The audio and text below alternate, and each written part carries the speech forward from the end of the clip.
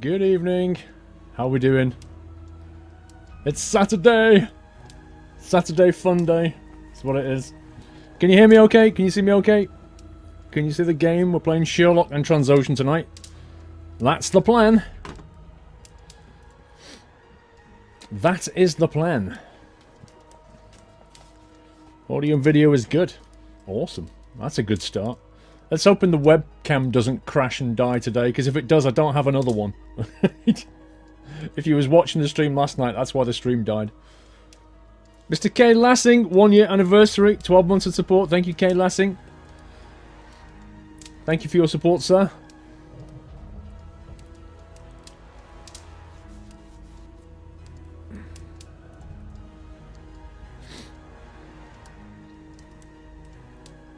Oh, I tell you what, I've had a headache all day.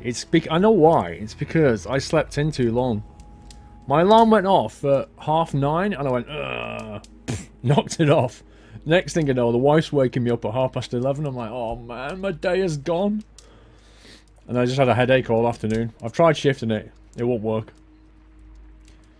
Your surname is Holmes. Well, you need to solve crimes then, don't you? I don't get why if you sleep, like, if you're really tired and you need to sleep, why is it when you sleep you then get a headache? It's like, you feel like saying to your body, but you told me to do this. Why are you giving me a headache? You told me you needed sleep. Oh no, Ceci, sorry to hear that. I told you not to drink Pepsi. Tylenol is your friend? I have never heard of Tylenol? I've never heard of that. How am I? Well, apart from the headache, I'm good. Thank you, Lock Goro.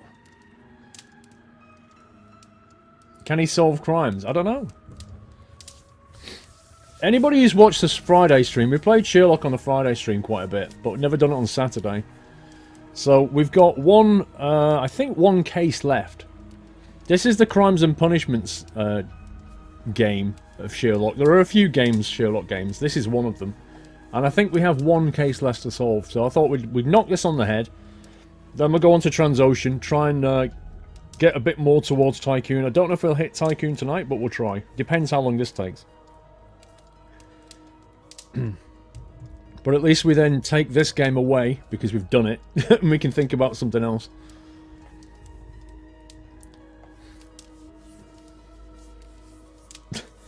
Okay. Some pretty weird comments there. Heard anything from SCS about American Truck Sim when you get a copy? I have, Kangaroo. I shall let you know in due course, sir.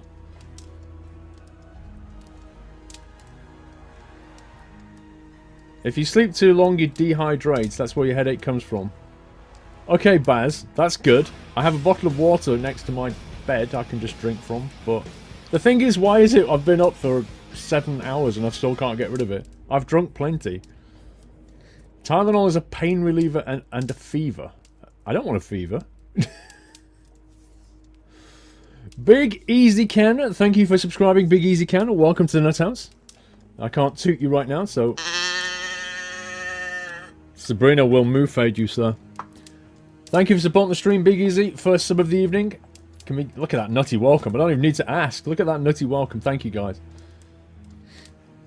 Night fever. Ah, is it for night fever? Is it like they should have just called it John Travolta then? See what I did there? Oh yeah. John Sonnabill 29, 3-month support. Thank you. Quarter of a year hype.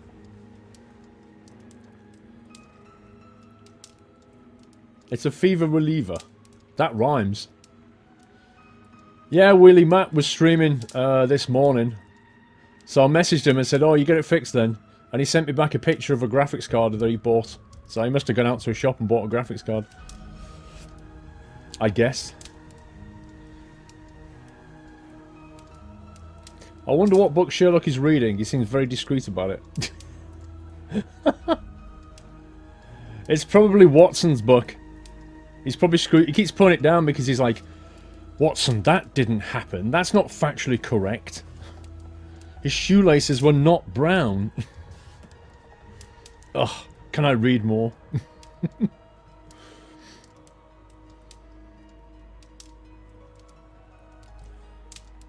When is more consim? What, on YouTube? Next week, I guess. You're the next M&M, Bondo. Is that what... Okay. keep dreaming the dream, sir. Right, should we crack on? Should we solve some crimes and stuff? It says you're playing Flight Sim. Not on my screen, it doesn't. Pretty certain it says I'm playing Sherlock.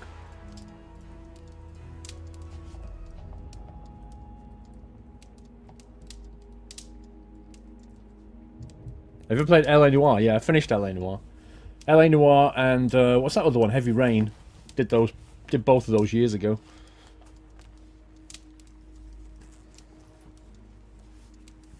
We getting a construction video today or not? Not. If a video was going out today, George, it would have happened. I said you're getting one next week.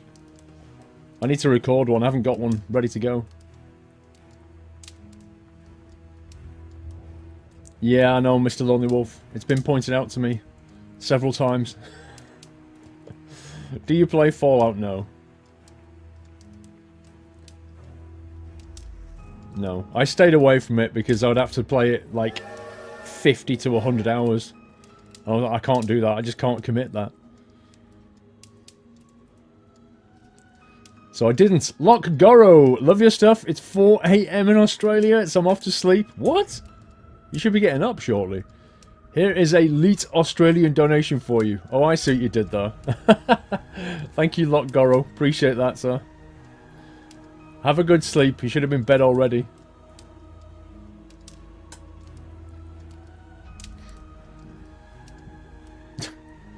Jay Clarkey, that's just getting weird. Right. Let's go. Let's continue. I can't remember what the next case was, to be honest. Train Sim. Yeah, I've not played it for a while. I did do videos on it, though. What's Leet? 1337. He just sent me $1,337. No, I didn't really. He sent me he sent me $13.37.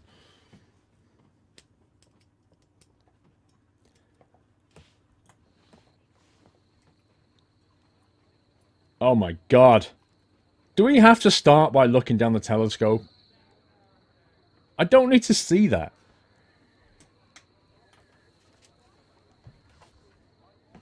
Okay, Sherlock. Hey, Toby. Hello, Toby. All you need now is a shawl and a mop cap, and you could be Mrs. Hudson's younger sister.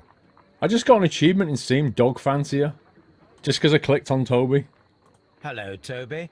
All you need now is a shawl and a mop cap, and you could be Mrs. Hudson's younger sister. Sherlock's just too posh. Hello, Toby. He's ridiculously posh. Like Waters. Holmes, poor little Wiggins needs our help. Oh, yeah. I need to refresh my memory on what we were doing. I think... Actually, let's go and change suit. That's what we normally do at this point.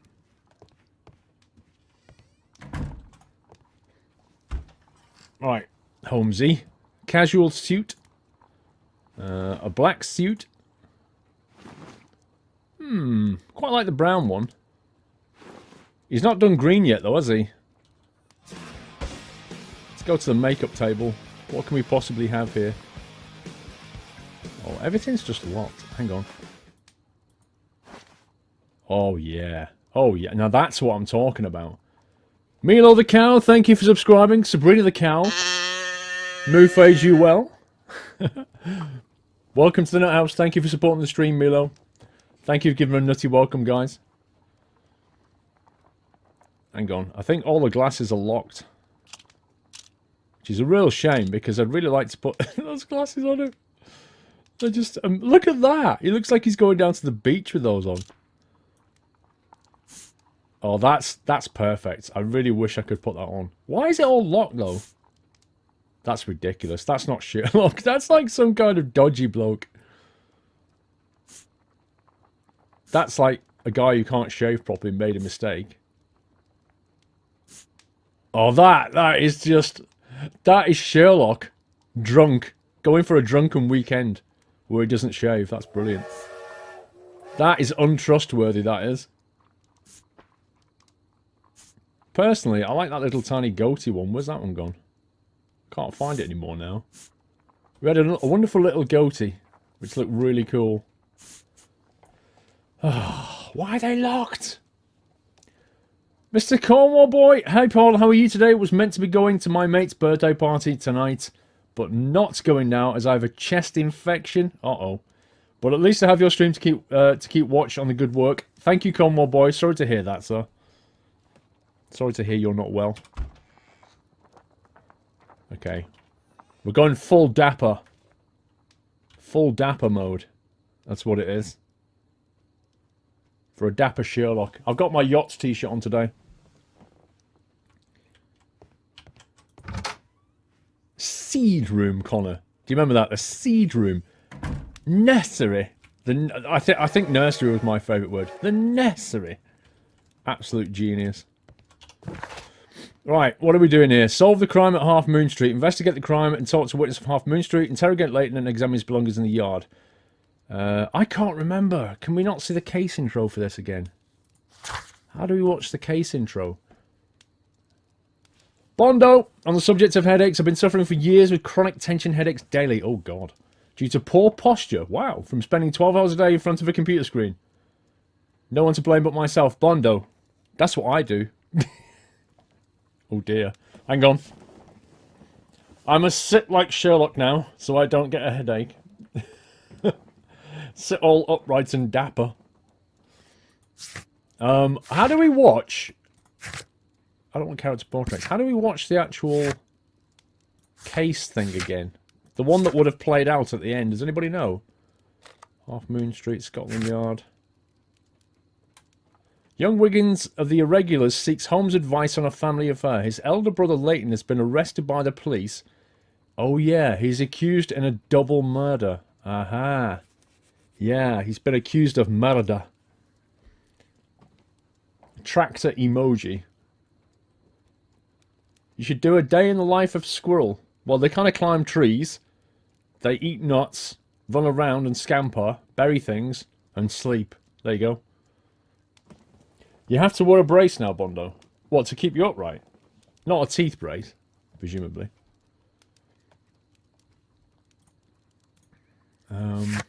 Okay. Key Gardens, Bloodbaths, The Fate of Black Peter. These are the ones we've done, aren't they? There are cases that we did. Okay, I guess we'll just go there then. Do you like squirrel IRL? Yeah, red squirrels are lovely. I think they're awesome. If you could have pet red squirrels, like if they were kind of tameable pets, I'd have them. I think they're awesome. You should dress up like your character. Right. That's what he was reading. He was reading Crime and Punishment, you see. Fyodor Dostoevsky.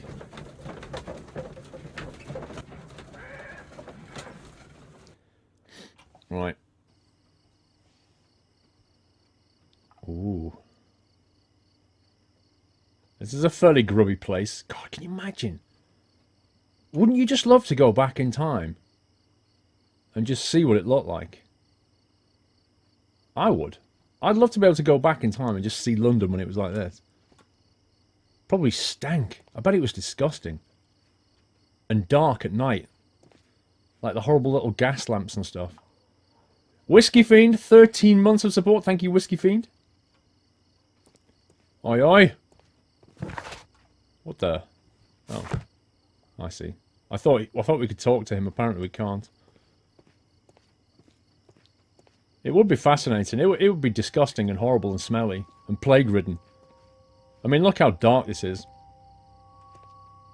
Even the music's gone creepy. Watson? Waters?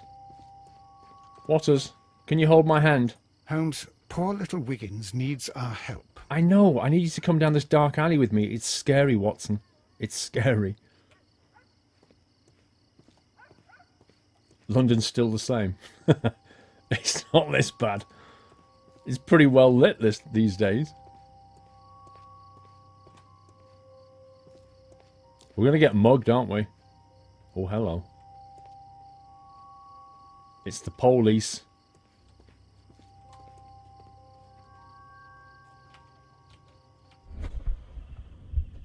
I'm looking for suspicious stuff. Sherlock Spidey sense.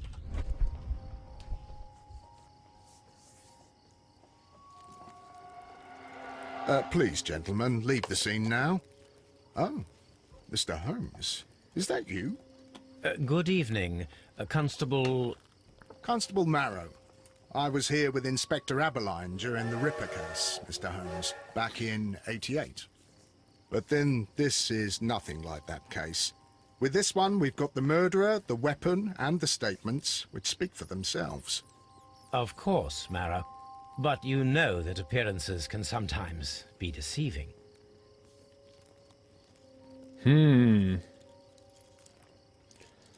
Bondo, a brace to support getting my posture back to proper from years of being out of place. Ah. They call what's happened to me the straitjacket effect because it's slouching forward, shoulder and head. Yeah, I guess if you have a bad posture here, it would give you headaches. I get that. Okay, victims. Who were the victims? The two men here, both shot. The stud fellow was Brian Vercotti, a well-known ruffian.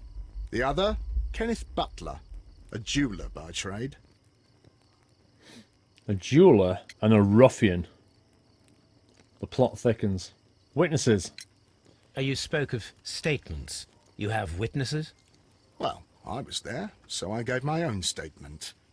And then there were two other witnesses who said they saw the killer Chapman. Mr. Turner, a gentleman who lives in that flat over there. And Polly Powell, a flower seller, who was over at the far side of the street. Okay. Testimony. So, Constable Marrow, I should be delighted to hear your testimony. I was standing at the north side of Half Moon Street. That was the side that you came from. But you would have been unable to observe this part of the street, where we are standing now. That is correct.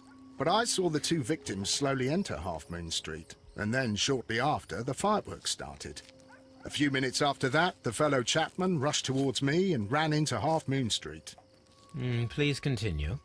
I didn't pay attention, but suddenly I heard a woman's cries and police whistles on the other side of Half Moon Street.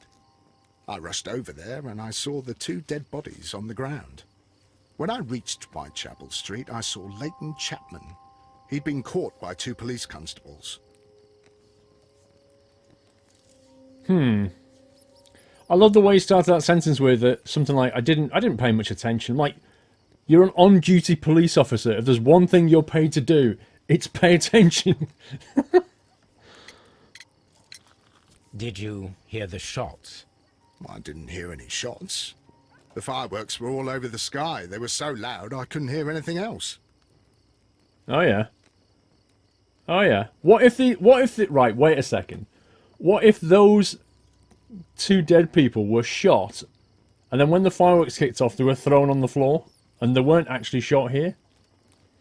This has all the makings of a somebody being framed, if you ask me. What were the fireworks in honor of, Constable? Well, today's Queen Victoria's birthday, Mr. Holmes. Yes, I appear to have lost track of the days. It is May now, of course. Details in Half Moon. Constable Marrow, what else caught your attention while you were running through Half Moon Street? I saw nothing but rats, and I took the time to light every corner with my lamp.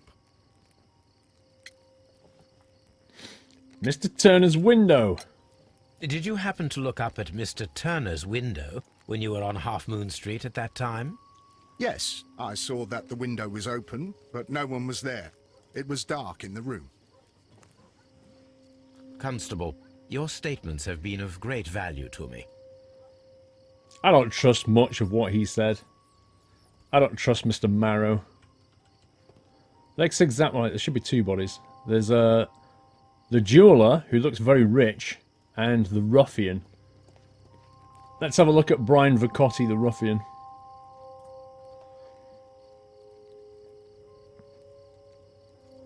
Okay, nothing suspicious here. A tattoo from Westgate Prison. The Cotty must have done some time there. Wow, do they tattoo prisoners now? He tried to stop the bleeding with his hand. Death was not instant. Okay.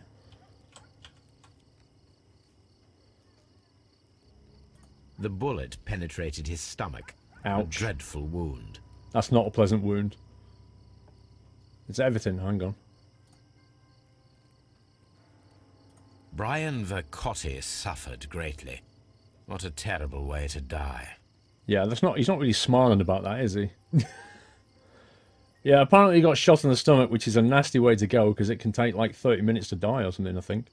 And it's pretty painful.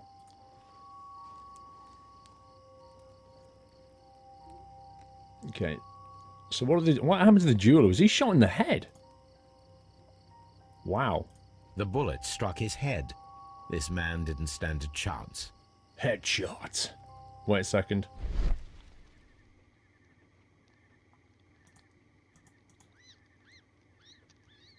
A piece of wood that has stuck between the cobblestones. Let us take a closer look. Piece of wood that was stuck between the cobblestones. What on earth is that? This shard of wood is quite new. Right, so new piece of wood on the floor. Any more dodgy stuff going on here?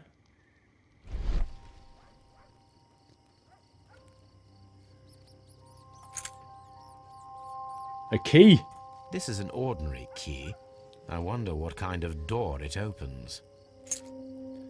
A peg leg. Yeah, but look at the size of it. It's like probably about that big. It's probably about as big as your little finger, that piece of wood.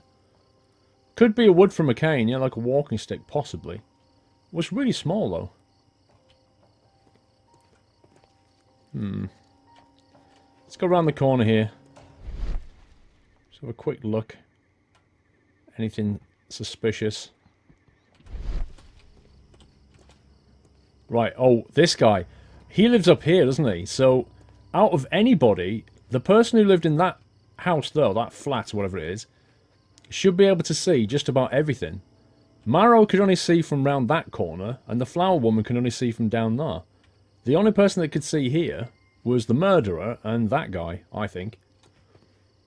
A wooden bullet. You reckon?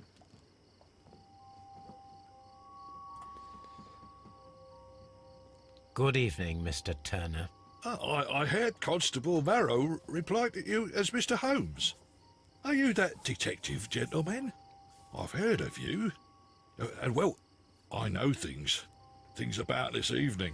Do tell. Excellent. Might we hear your story? This should be good. Could you tell us everything that you may have seen or heard? I was already in bed when the fireworks started. A few moments after, I clearly heard 2 gunshots from outside. Please continue.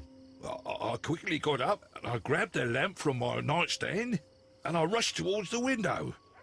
I looked down and I saw 2 bodies. And there was a man with a gun who was standing nearby. Where exactly? Well, near this body. Did he notice you? I don't think so. He rushed towards Whitechapel Street without looking around.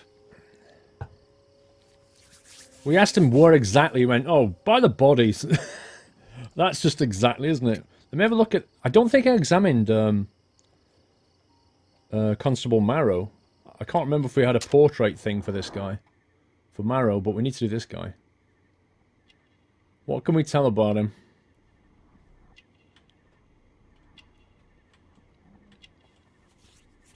Button missing? No.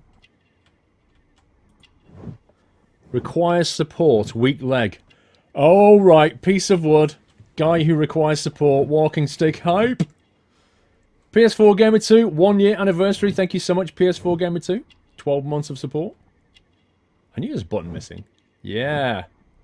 Buttons missing. Poor life. Okay.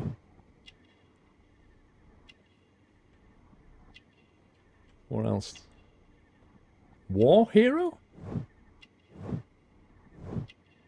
Crimean War. War veteran. That would explain why he needed support.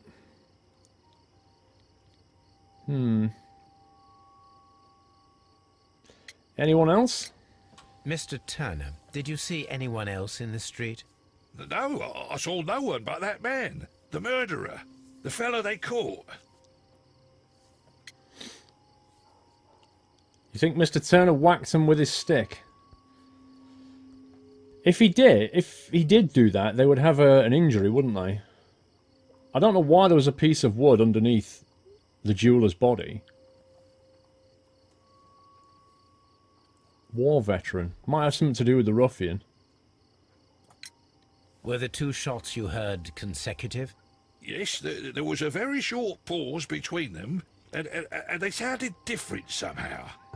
It seemed to me that the second shot was louder than the first. Oh, really? That is an interesting comment. Is it? It really is. That really is an interesting comment. That implies 2 weapons, 2 murderers. Mr. Turner, what were your actions after you stepped up to the window? I was afraid that the man with the gun might return, so I stayed close to the window till I saw the policeman coming in the Half Moon from Whitechapel. Then I walked out to tell them everything I saw. You have helped us a great deal, Mr. Turner. We've got clues. I wonder if... I wonder if this cop is corrupt. Can we do a portraiture on him? It would be my pleasure to assist you with your investigation, Mr. Holmes. No, we can't. Okay. Let's have a talk to this kid. Wiggins! You've been accused of murder? I'll do anything to save my brother, Mr. Holmes. Okay. Alright, let's have an examination of this bit here. We're gonna have a chat with Flower Lady, shall we?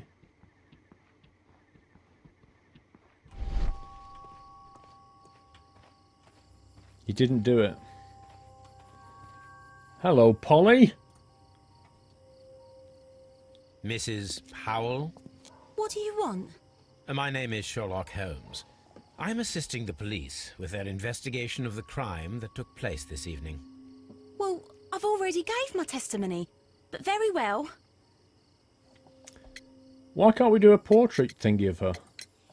Could you tell us everything that you may have seen or heard? Yes. I was selling my flowers as usual, and then the fireworks began, in honour of Queen Victoria. I enjoyed those. But then, all of a sudden, a young lad ran out of Half Moon Street and stopped just by me. He had a gun in his hand. He was like a ghost, and all covered in blood. It was dark, but I could see him, because of the flashes from the fireworks. And then? I screamed as loud as I could.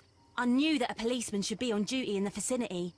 He had no time to escape. 2 constables got him.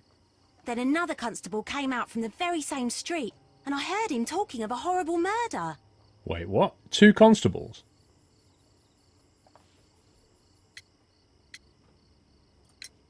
Mrs. Powell, did you hear the gunshots?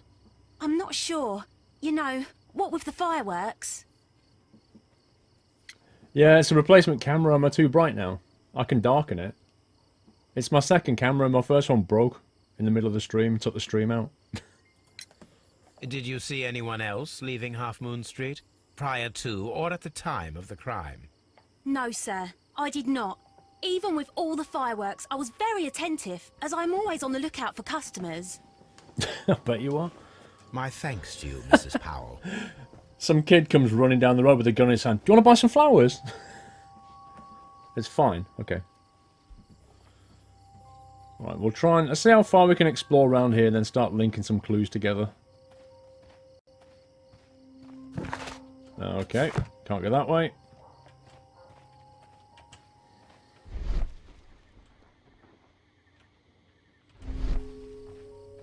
Presume we can't go this way either.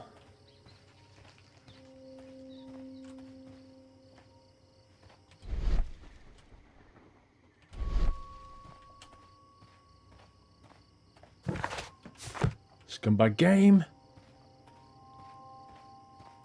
Still too sexy for the cam. Mm-hmm. So much white in the picture. What the heck is that on the wall?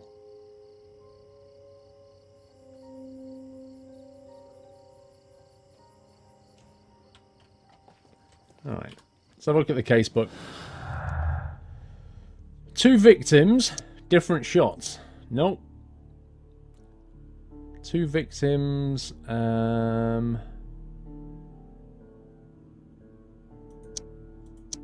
nope. 2 victims doesn't relate to anything yet. Okay.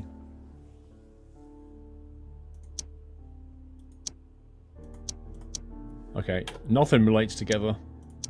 Dark window. Conflicting statements. Mr. Turner stated that he had remained at the window of his flat until the police arrived. However, this is in conflict with Marrow's statement as the constable did not see anyone at the window. Yeah, Marrow was still round the corner.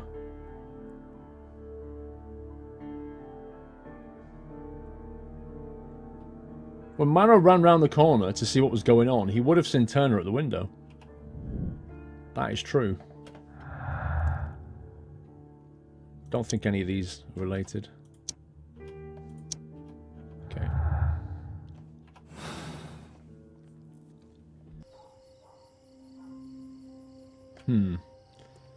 We need more clues. Where can we get more clues from? I'll do anything to save my brother, Mr. Holmes. Contradiction of statements. Mr. Turner, you have stated that you remained close by your window after the crime. Is that correct? Oh, yes, Mr. Holmes. I stayed at my window until the policeman arrived to examine the dead bodies. Okay, we need to contradict that. That is very interesting, Mr. Turner. Constable Marrow stated that he did not see anyone at the window when he was running through Half Moon Street. Well, I think Constable Marrow and me, we might have been distracted by the whistles and shouts coming from Whitechapel. We could have missed each other somehow. You understand what I mean? It was a bit of a stressful moment, to tell you the truth, sir. Allow me to form my own theories, Mr. Turner. Would you mind showing me the view that you had from your window? Not at all, Mr. Holmes. Please, follow me. Where's your Mr. stick? Turner appears to live very modestly. Okay. Is there any other special clues we can see here? There's the walking stick. Well, a walking stick. Bookshelves. Oh, look! Oh, look what snapped off the end of a walking stick. A perfect match. So, Mr. Turner broke his stick when it became stuck between the cobblestones. He did not mention that he was so near to the victims. He was at the scene of the crime, and he didn't mention it. What a scumbag.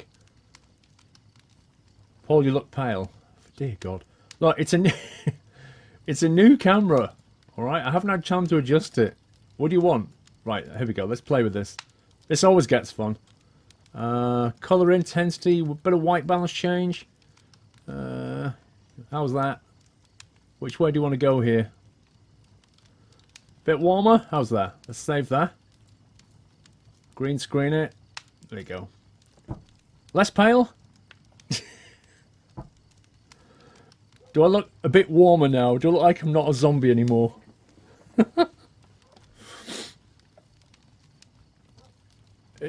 Honestly, you can just mess about with the camera. You can make yourself look any colour you want, to be fair. I could go black and white. We could do that.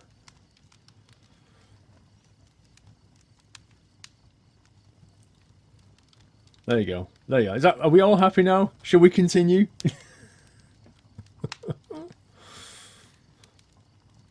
Yeah, it's just a white balance adjustment. Dead mouse, exactly. The sunburn look.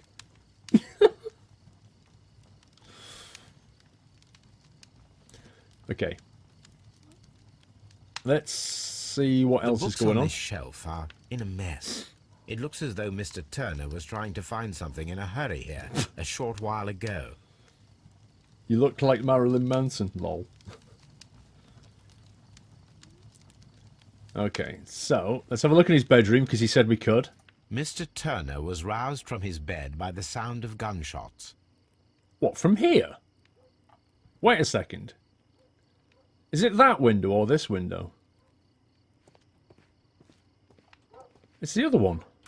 How could he be roused from gunshots from this room? This guy looks more and more dodgy every minute. Have I missed anything in this room? Hang on, how do you go first person again? Uh-oh, not that one. There's a key to go first person. Can't remember what it is. Space? No, I don't know. Bed. Ew! Is that a bedpan? Yeah. Gunshots are pretty loud. Well, they are.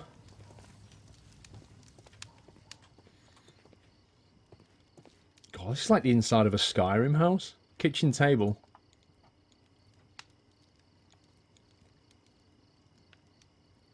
This kitchen knife is quite sharp. I've got to hear him say that again. Quite sharp. This kitchen knife is quite sharp. Why does he say sharp as if he's like cold? This kitchen knife is quite sharp. Kitchen table, sweepings, shredded paper. Oh, hello. There are pieces of shredded paper scattered over the table. This kitchen knife was used to cut the paper. Wait, yeah, what paper? Oh, wait a minute. Alright, so hang on. Jeweler. Debt. Shredded paper.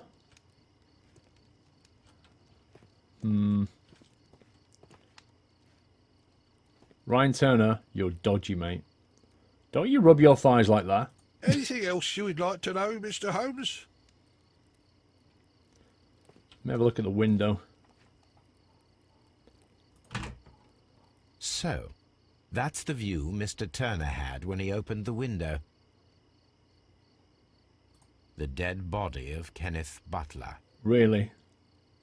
Brian Vercotti's contorted corpse. Mr. Turner had a perfect view of the crime scene. He saw the bodies clearly, and Leighton Chapman standing over them. Okay.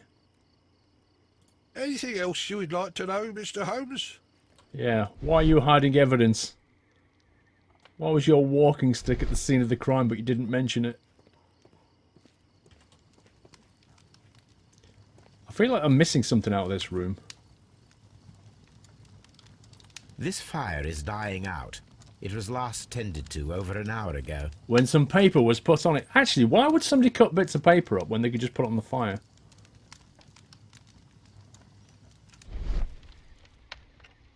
Fire, ashes, burnt paper.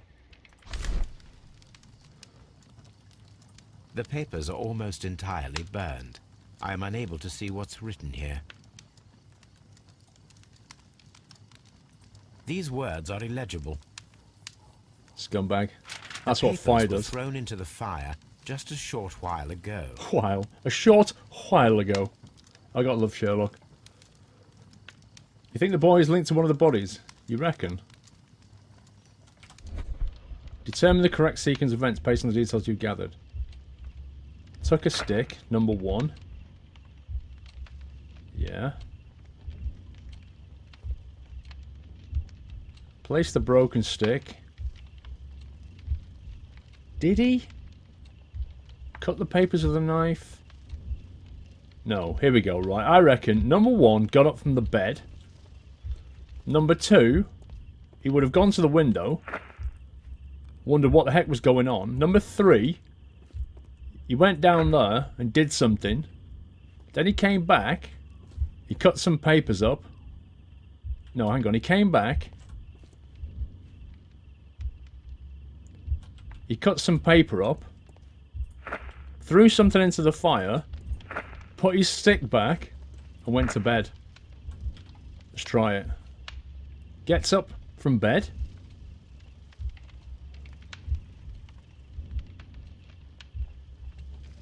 Let's see how far he gets. Because if he'd have been heard gunshots, he would have gone to the window. Surely, that's what you'd do.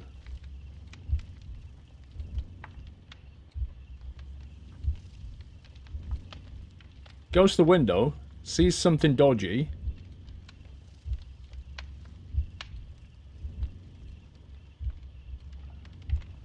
He goes downstairs. Fast forward. Goes downstairs. Right.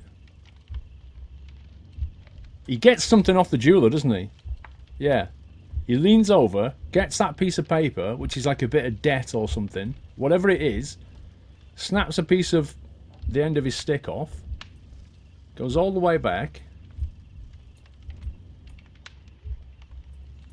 Sits at the table. I don't know. I don't get why he chops it all up, though. Wouldn't you just put it on the fire? This is so weird. Goes to the fire. Burns some evidence. Then puts his stick back. I think I got it right first time, lol.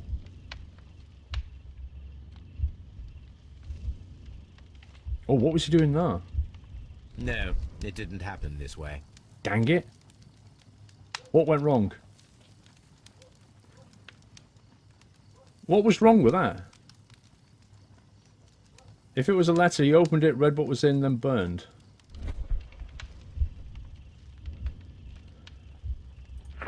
He must have took the stick. What did I get wrong? I don't get it. Did you put the broken stick down first? Okay. Went to the window. Went to the body. Did he come back? Put the broken stick back first. Stick before chopping the paper. Is that what he did? Oh no! I pressed spacebar instead of Q. You scumbag game. Put the stick down first. No, he had to go outside with the stick, so he must have come here, gone outside with the stick, come back, put the stick back, took something from there, then chopped it up, then burned it. Let's try that. Goes to the window, goes outside.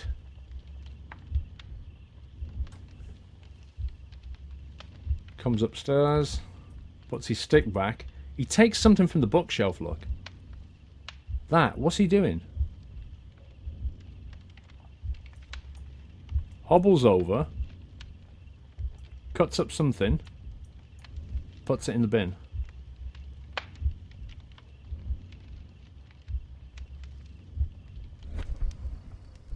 So Mr. Turner used a book to hide an object that he found on Kenneth Butler's body. The question is, what did he find? Dun dun dun. Books. Fat prints. I can see prints from greasy fingers upon the cover of this book. Let us take a closer look. Moby Dick. Well now, what a find. A precious jewel, concealed inside a book. From a jeweler. Amazing. Alright, okay. He went down, he saw the jeweler's body, he took a piece of jewellery. That's what he took. He was just basically robbing a dead guy's body, wasn't he? That's why he didn't say he'd been down there, because he took a jewel, then he cut some stuff out of his book, hid the jewel in a book, burnt the paper. That's what he did. That's why he needed a knife to cut out the square in the book to put the jewel in. No, I don't think he was taking part in the murder. I think he opportunistically took a jewel. I think that's what he did. Come on, Steve 1. Good evening, Paul. Pretty sure this is my first stream of 2016, so wants to wish you a happy new year. Thank you. Also, any OMSI or train sim this week? Keep up the good work, sir. Squirrel Holmes. OMSI, I don't know. I'm trying to fix my OMSI installation, so maybe. Train sim, yeah, definitely.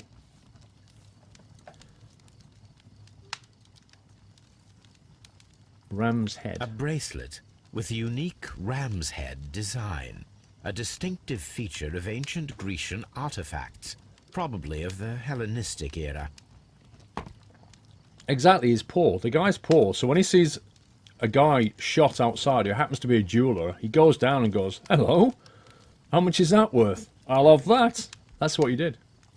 He won't be needing this anymore. Let's go and talk to him because he completely admitted all of that. Okay, Ryan.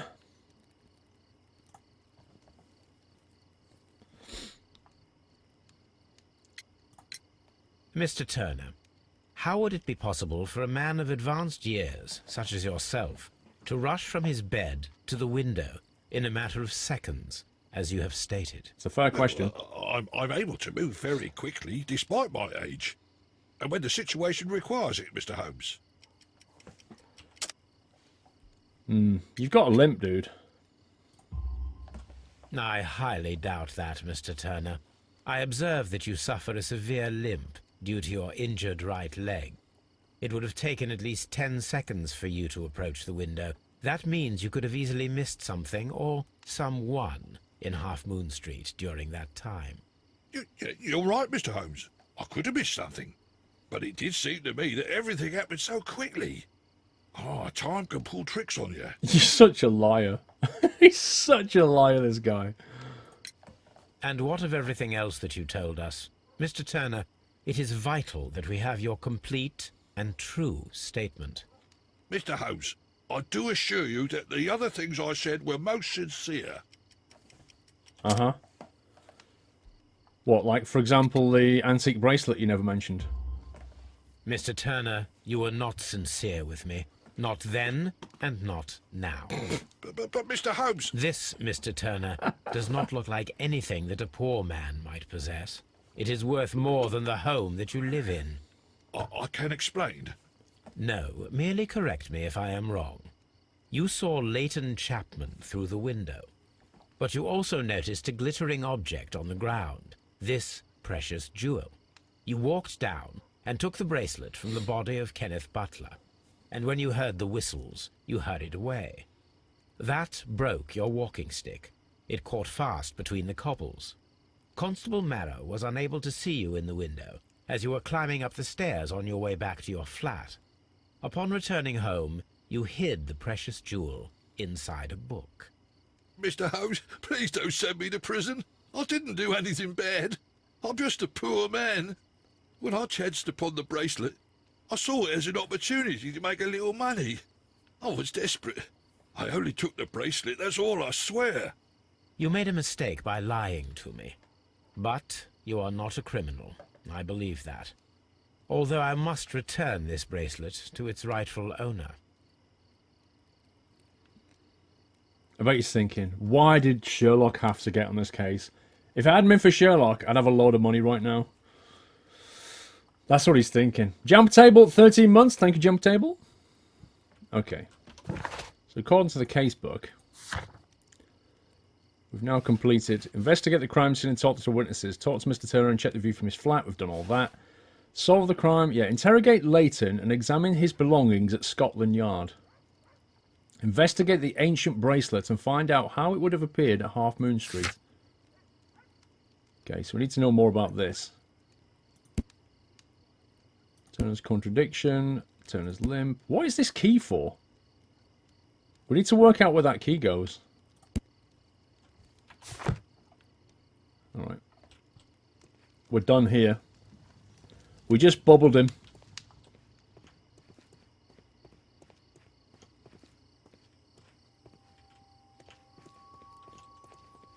Can't do anything there. It would be my pleasure to assist you with your investigation, Mr. Holmes. I'll bet it would. Interrogate Leighton. I think we need to go back to Scotland Yard now.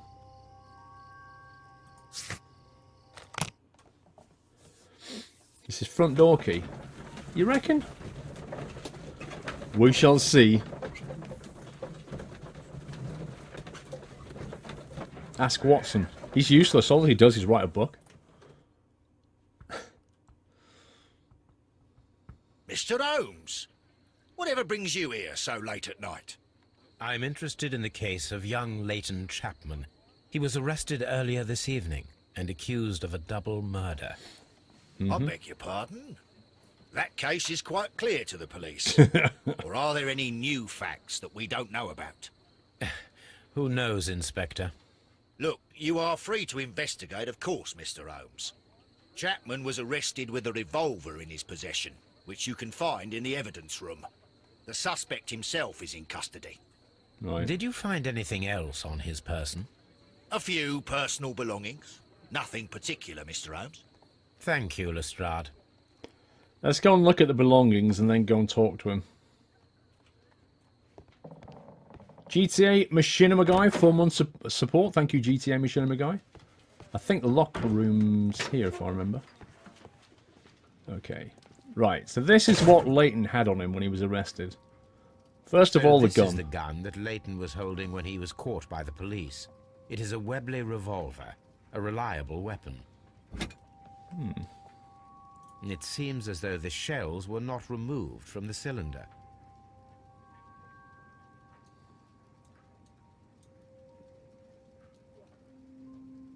Is that it? 2 rounds, look. Did you see that? 2 out of the 6 shells have been fired. There were 2 shots. Okay, so 1 murderer, right? 2 shots. Okay. A cheap watch, bought with his own money, no doubt. An apple? These cigarettes are filled with cheap tobacco. Nothing interesting. Alright then, now let's go and talk to him.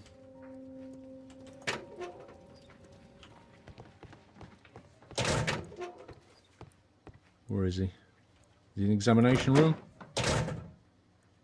Nope. Mr. Holmes? Mr. Holmes? Please escort this suspect for interrogation. Good evening, Mr. Chapman. Who are you? I've got nothing to say. It's all a mistake. Calm down, Leighton. I have come here to help you. To find out if you truly are innocent, as your younger brother Wiggins has told me. My brother? You know him? Then that means you're... Sherlock Holmes. Oh, blimey. All right, Mr. Holmes. I'll tell you everything. Okay, well let's first have a quick character profile, shall we? A deep scar. Occasional fights. Grew up on the street.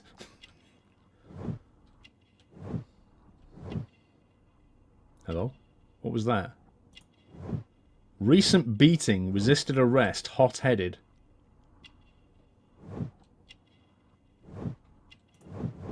A fancy scarf. Downtown fashion. Cushy job. Office clerk. He's quite well dressed, to be fair. Oh, aye. Westgate prison tattoo. Well, that would tie him up with the ruffian, wouldn't it? What's your story? Tell me your account of what happened. I left my work and I hurried up to see the fireworks in Whitechapel. I was late, so I decided to cut through Half Moon Street. I saw the first fireworks light up in the sky. I bumped into a constable on a corner before entering Half Moon. Then suddenly, what with all the firework flare, I saw 2 men. They were both lying flat in the middle of the street. I stopped where I was. I thought about turning back to the police, but as I was thinking of that, I saw a third person. He was leaning over the body that was furthest from me. The second I saw him, he raised his head and he stared at me. In a flash, I saw his gun, but he made a dash for it instead and he escaped through Whitechapel Street. Interesting. So you might still have had time to return to the constable. I panicked. I didn't know what to do. Anyway, I approached the bodies just to see if they were still alive. I saw that one had blood pumping out of his stomach. He was dying. It was horrible. Second one was already dead. He had a hole in his head. He was holding a gun in his hand, though. I took it, and then I followed the third man. Why would you take it? Like, why would you do that? Interesting. Pray, continue. I turned a corner, and I saw the man standing in the middle of the street. He seemed to be in some sort of panic. And then, Mr. Holmes, something strange happened. I told the police and they laughed at what I said, but I swear to you, my words are true. I started running towards him. But then I was blinded by a flash. It was so bright that I hardly saw anything for a good dozen seconds. But I kept running forward. As I arrived in Whitechapel, I heard a woman screaming. And then I was caught by the police. But there wasn't a trace of that man. Of course, then they found a gun and all that blood. I couldn't see the murderer escaping and all that mess. Perhaps I was still half-blinded at that moment. A thrilling account, my young man. A thrilling account, my young man. Leighton, are you able to describe the person whom you saw standing in Half Moon Street? Well, I wasn't able to see his face at all. It was too dark, and he was too far away. I could see his silhouette. And what about that? Nothing so special. He was wearing a jacket. He was quite average in size and his weight. I see. Was there anything else that struck you at the time? No. But perhaps... It's strange, but I can't remember the sound of his footsteps as he was running away. Perhaps it was because of the fireworks or the surprise of me seeing him. Or perhaps because he never actually ran away. Leighton, I confess I am puzzled. Why should a young lad like you take a gun from the hands of a dead man and set off in pursuit of a probable killer? I know. I keep wondering that, but at the time it was like a reflex. A criminal ought to be arrested, and he was armed. You were willing to risk your life. That was a little foolish, unless you wanted revenge. No, Mr. Holmes. I was just being brave and stupid. Janet89, thank you for subscribing. Welcome to Nut House. Thank you for supporting the stream and welcome to this awesome community. I can see the nuts. The nuts are flying. The nutty welcome. Thank you so much. Welcome, Janet. No, Mr. Holmes, I was being brave and stupid.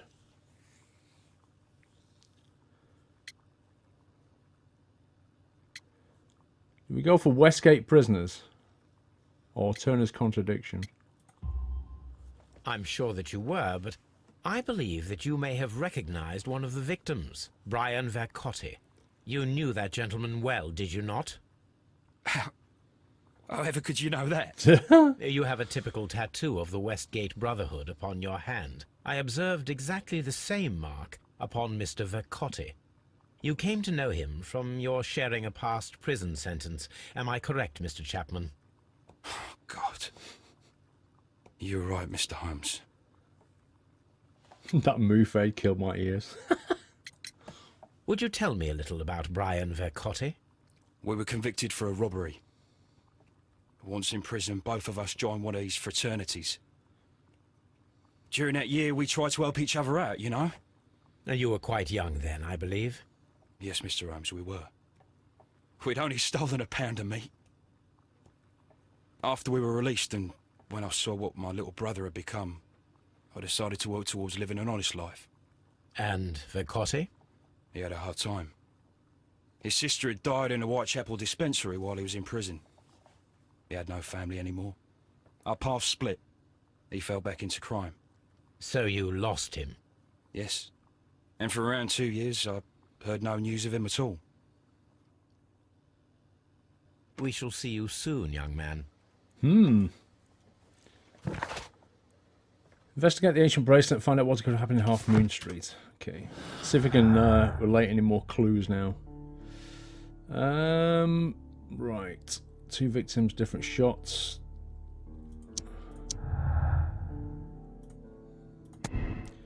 Simultaneous shots. Turner could hear the contrast between 2 shots fired, as in fact 3 shots were made. At first a single shot was fired and then 2 guns fired simultaneously directly afterwards. Or Turner could hear the contrast between two shots fired as they were made from different points in Half Moon Street. Wow. Wow, I actually don't know.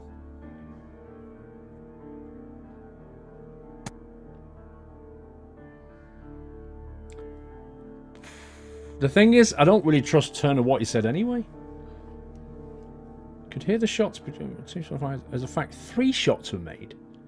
First, a single shot was fired, and then 2 fired simultaneously directly afterwards. Why would 1 shot be fired and then another 2 later?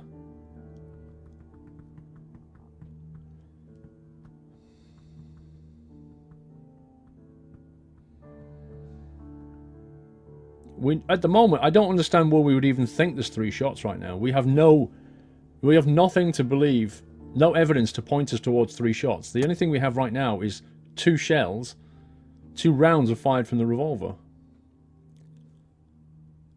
But then Turner thinks he heard 2 distinct shots. And he was in the military, so he should be able to distinguish between 2 different firearms. Which makes me think there's another gun here that we don't know about.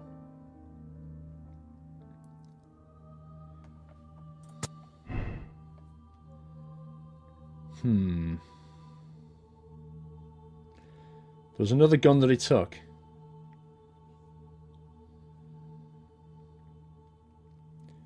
No, we didn't find any shells on the floor. They were in the actual shells were left in the revolver's gun. The guy running away had a gun as well. He did indeed. So if he had a gun, he fired 1 shot.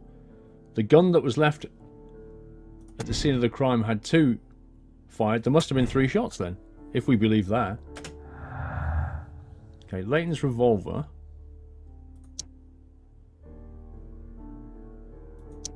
No. Leighton's revolver and 2 victims. Kenneth Butler and Brian Vicotti were victims of a double murder carried out by 1 person. It's possible. It's also possible that one of them tried to defend themselves. Like Vicotti may have had a gun and tried to defend himself. Okay, so they don't line up with each other. Common statement. Old acquaintance. 2 victims, old acquaintance. No? Okay. Lootless. Leighton Chapman had nothing of any value in his possession when he was caught by the police directly after the crime. That's true.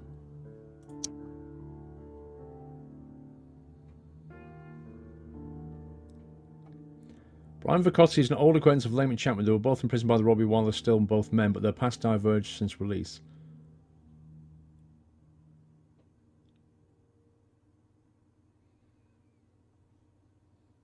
Leighton Chapman is the only person who was seen entering Half Moon Street after Brian Vicotti and Kenneth Butler. He was seen standing over the dead bodies and escaping the crime scene shortly afterwards.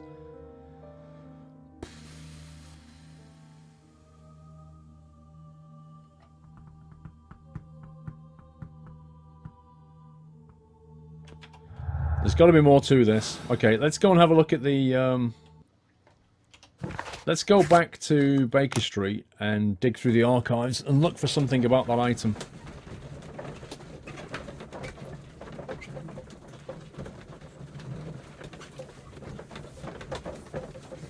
I don't know how close we are to finishing the crime. I'm more interested in getting the right person, though. Or persons. The butler did it, lol. Right, where's our archives? Search for the bracelet. Okay, antique bracelet. Research, newspapers, encyclopedias, art and architecture possibly.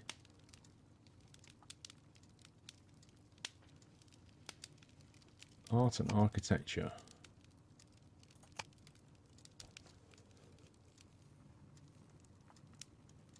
That is not the one I need. Sorry. That is not the one I... Which one do we need, do you think? Wouldn't be newspapers. Research, chemistry, poisons, wounds and injuries, criminalistics, martial arts, marks and symbols. Could be one of these. Divine Syndicate, skulls and crossbones. The rod. He said it has like a ram's head, didn't he?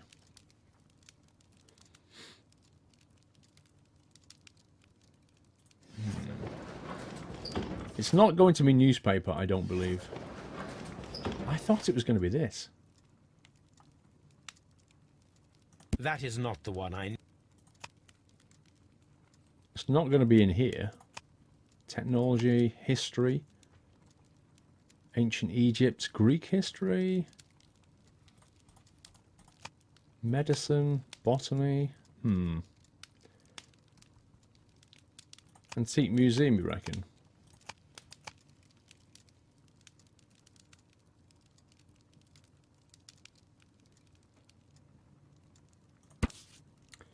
These beautiful antique jewels represent a part of Hellenistic treasures collection.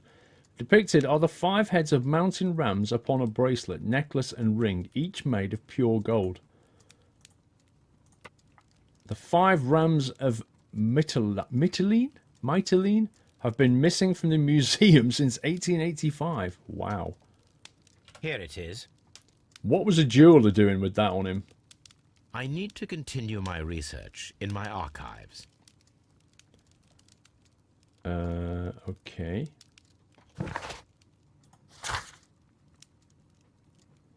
Investigates about the bracelet and how it ever happened. Okay. Use article about antiques. Mardin, 26 months of support. Thank you so much, Mardin. Over 2 years.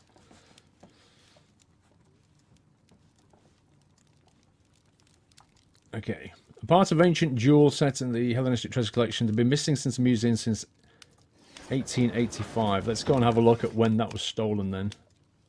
There we go. A treacherous theft. The Hellenistic treasures were stolen yesterday evening while being transported by cab on the way from the British Museum to the Glassford Fine Exhibition.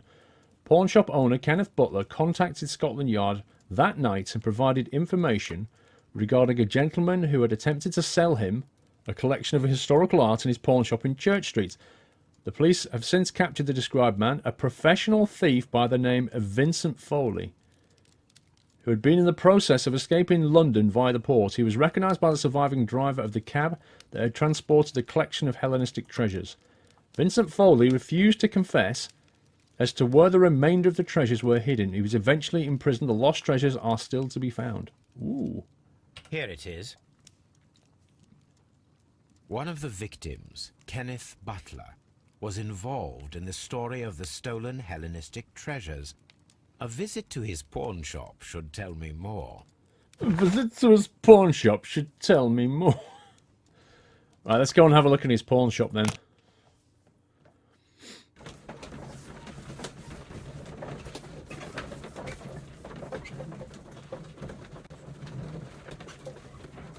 That's only one of them, though. I mean, there's like a bunch of treasures. That's just one piece. Why is Watson on the other side of the gate? Is this it?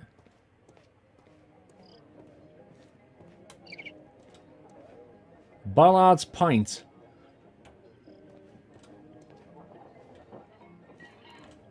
Yeah. Butler's pawn shop. Is that what the key... I was going to say, is that what the key's for? Mr. Butler's key matches the lock perfectly. Perfectly. Matches it perfectly. Can we shut the door? I don't like the idea of just people wandering in behind us.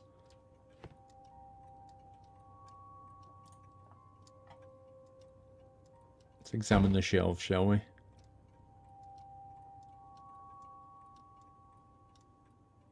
Climbing equipment. Crampons and a sharp ice axe would only be brought here by a mountaineer.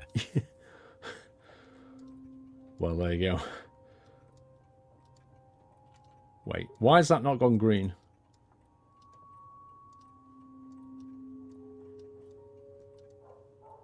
Crampon. Do I... Is there something else that I've missed here? That should have gone green, shouldn't it?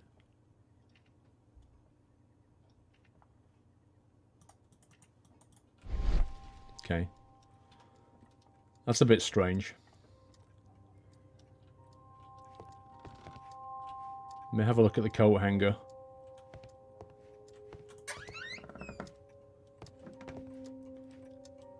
How many clocks has this guy got?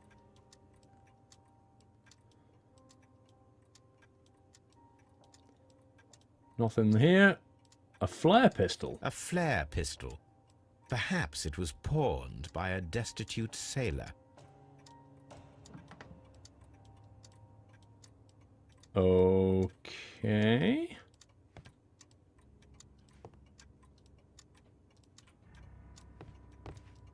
I love the shadowing. I feel like definitely missing something here.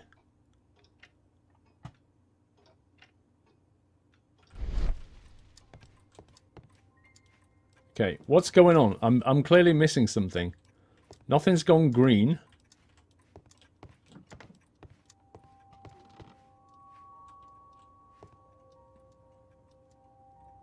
Wow, look at the lamps. The electric cable running along down the wall.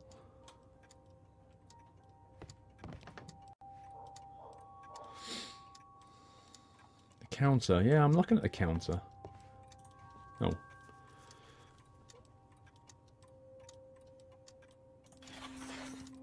Hello. Well, hello there. Looks like some ram's heads. The ram's heads. This necklace belongs to the 5 Rams of Mittelin collection. Interesting. That means that Kenneth Butler owned a part of this collection all this time, 10 years after the theft. Dodgy. Hello, Kenneth. I remember you once told me about 3 pieces of golden jewelry with ram heads from ancient Greece. You still got them, right? Well, good news for you. I found a man loaded with money who's crazy about those jewels. He's ready to fork out a small fortune. I can arrange a meeting with this money bag for you, but I want you to cut me in on the deal. I'll be waiting for you at the crossing of Great Alley and Half Moon Streets on Sunday evening before the fireworks. Brian Vicotti. Oh, well, the plot thickens now. So, Brian Vicotti... and the guy, Moneybags, it was obviously the jeweler. So he was trying to... Still looking for the motivation here. Hello! Okay. 2 victims. Long lost art.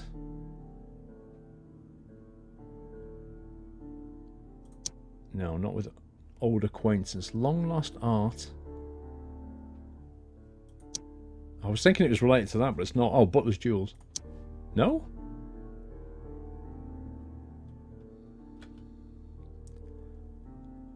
Two victims. Okay. Burglary motive. The search for the missing Hellenistic treasures could be a motive for the crime that was committed in Half Moon Street. Mr. Turner picked up the bracelet before, directly after the murder, but the ring is still missing. So we've got the bracelet, we've got the necklace, but we've got a missing ring.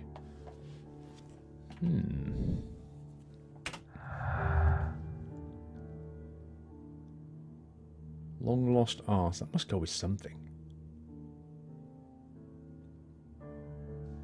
Not been found since.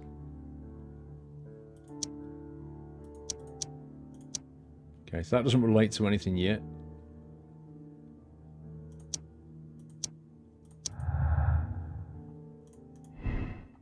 Ooh. Personal motive. The violent crime committed in Half Moon Street was by Leighton Chapman could have had a personal motive.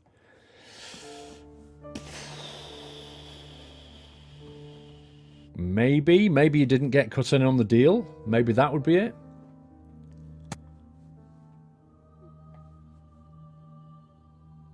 Do you think it was a burglary motive or a personal motive? We don't know this yet, do we? That's the thing. We don't know. That's obviously got something else to make a choice with. These shots are really bugging me.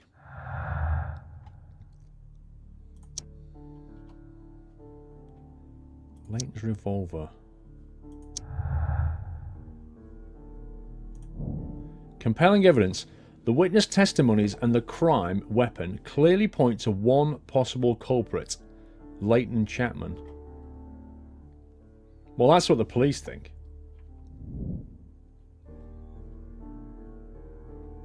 Personal from prison time is my guess. Maybe. It could be. It could be personal because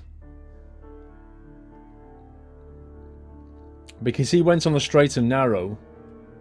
And that guy was about to make a load of money out of something that they agreed on. Maybe it was them. Maybe it was them who did the theft 10 years ago. And Ricky was trying to flog the stuff to some rich dude. Maybe that was it. And he wasn't getting a fair share of the cut. He took part in that burglary 10 years ago. They ended up in jail. Could be. Could be. You think burglary? See what else we can find. Right-hand drawer, accounting book. It looks as though Mr. Butler kept a careful record of his operations. Mr. Butler? Okay, so the counter's fully examined. I can't believe this has not gone green. There must be other stuff here.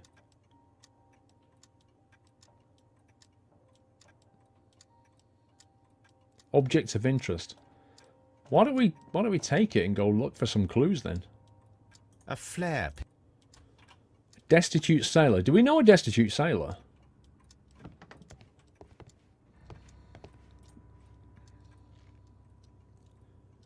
Mountaineering equipment. Why are they clues? Okay, what does it say? There was a possible crossfire between Kenneth Butler and Brian Vicotti in Half Moon Street. Examine the dead bodies and perform a reenactment. Okay.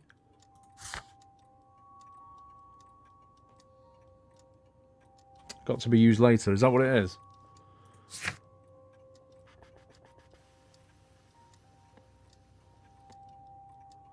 Who do we go and speak to? Do we go and speak to the dude at Scotland Yard, or we go back to Half Moon Street, do you think? Try Leighton's statements with common statements.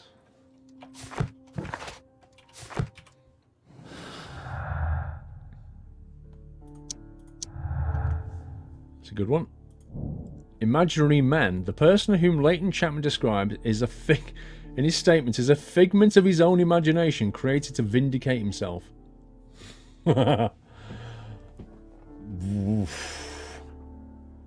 Possible.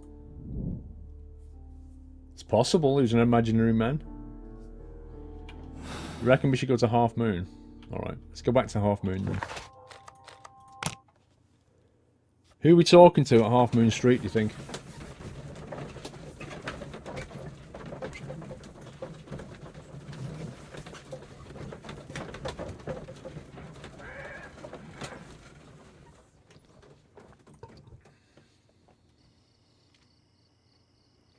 Watson, stay there and be useless. Okay, Holmes.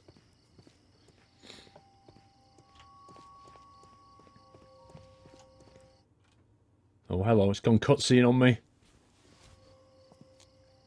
What's up with you, lad? What are you waiting for? I'm waiting for my brother to be released. Your brother? The one that you caught, beat up and imprisoned. Ah, the murderer. He ain't killed no one, copper. Watch your mouth, lad, else you'll be joining that worthless brother of yours. What was the point of that cutscene? You're just sailing mountaineer to talk to. Yeah, huh?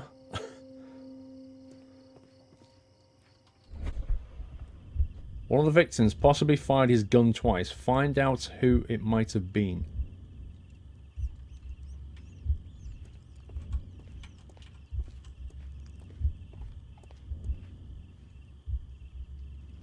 Well, he's got a gun in it, sounds.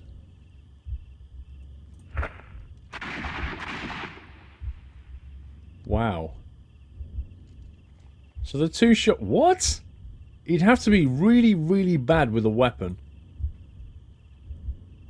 He completely missed him, and then he shot him in the stomach.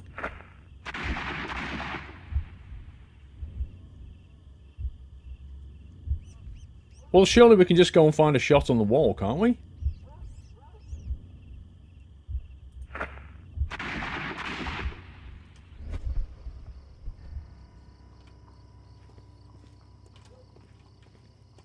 Hello? I didn't see that before. A fairly long pole with a forked end. Interesting. I am unable to see any higher. I need to find something to lift my lamp. Oh, wow. What could we possibly use to lift our lamp with? I'm pretty certain that wasn't there before. Okay. Let's examine the wall.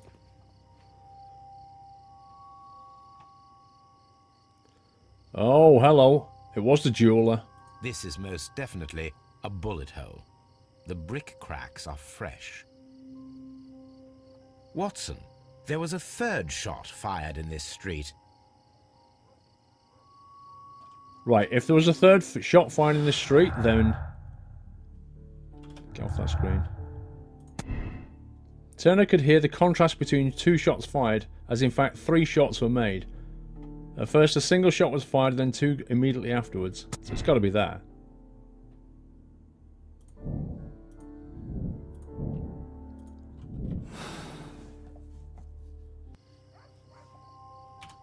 Okay. Third shot. 2 victims. Right. Right, either Kenneth Butler and Brian Vicotti both died of crossfire, with each of them holding a gun. One of the guns is now missing. That's a possibility. Or a double murder. Kenneth Butler and Brian Vicotti were the victims of a double murder carried out by one person.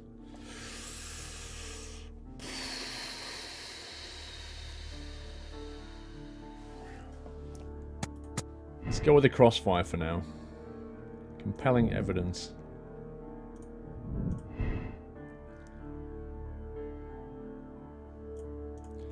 There's a lot of red here.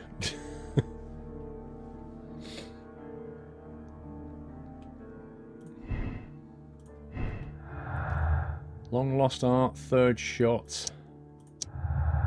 Leighton statements. Leighton Chapman's statement regarding the jacketed man who disappeared at Half Moon Street now seems reasonable, as the 3 shots at the crime scene proved the presence of a second gun that is now missing.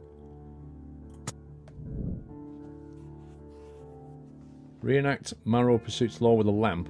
Okay. How do we do that then?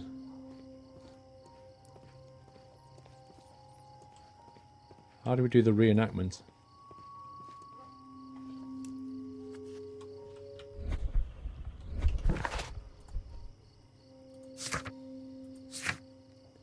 Talk to Constable Marrow and find out if it would have been possible to miss something hiding in the shadows of Half Moon Street at the time of the crime.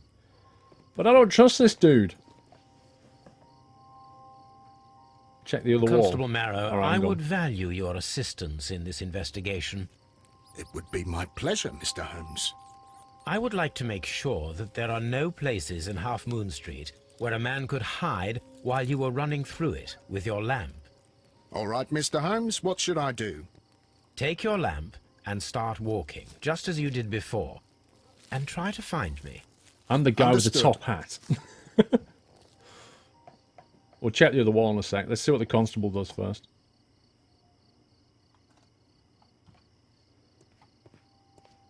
Right, so we're the constable trying to find Holmes. He's under the bags.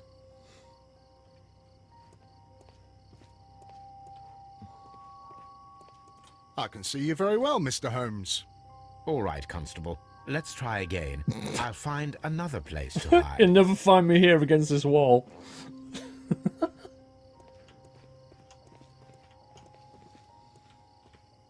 Here you are, Mr. Holmes. All right, Constable. Let's try again. He's like the worst I'll find hider. another place to hide. Oh my god, playing hide and seek with Holmes is just hilarious.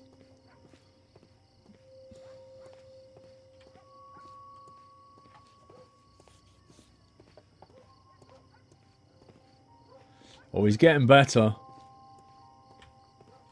Little Holmes is getting better at this. In that barrel. He's in the barrel. Oh, he's disappeared. What a scumbag. Scumbag Sherlock.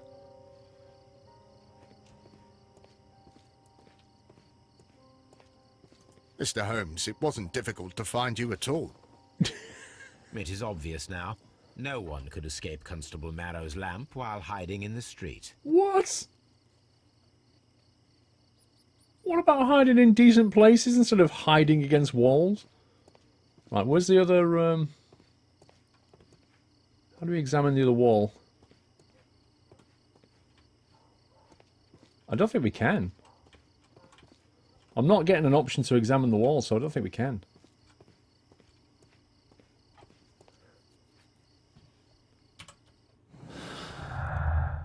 Okay. Corners in sight.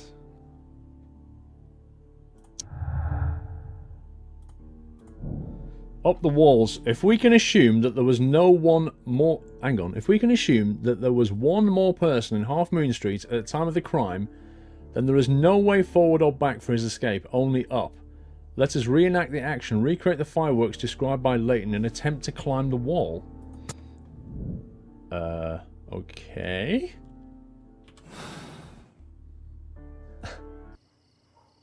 Find the flare gun. Oh, you kidding me? We know where the flare gun is.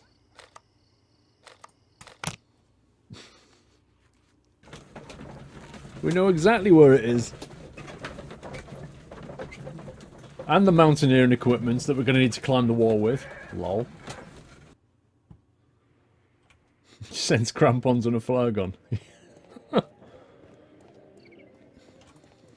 Go on. These tools are exactly what I need to climb the wall. Indeed.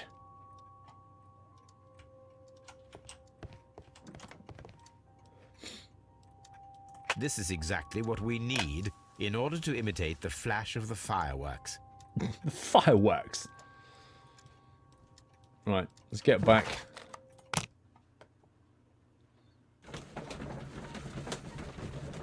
This is the new Tomb Raider.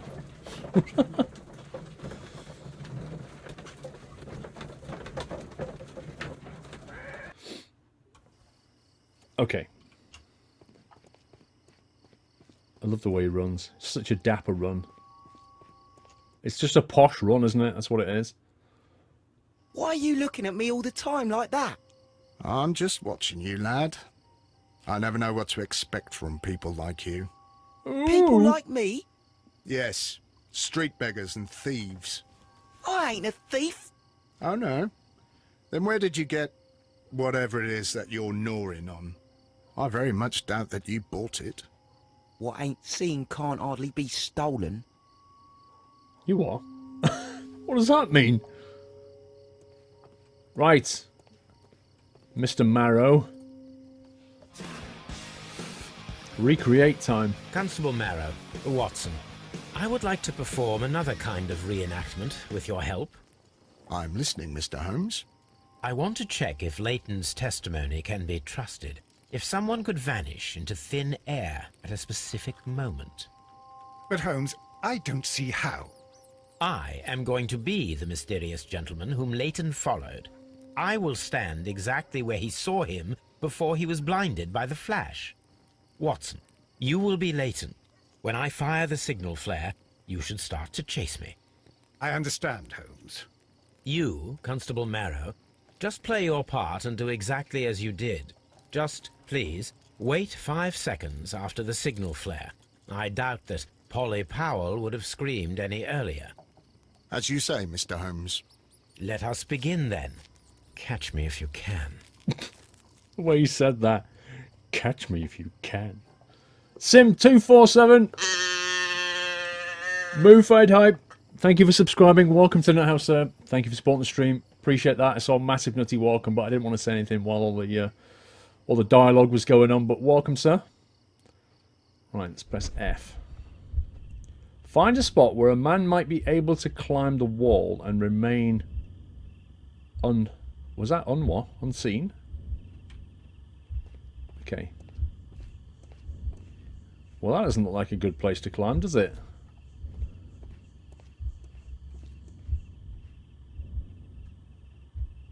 Why would he...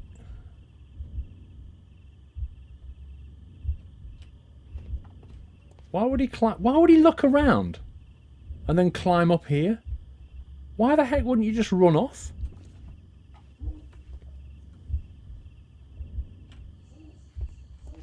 Right, there's the flower woman. So you have to not be seen by her. So... I can't see why you would go this way. Alright, let's just try one. This wall is cast in shadow. It would be difficult to see anyone scaling it. Okay.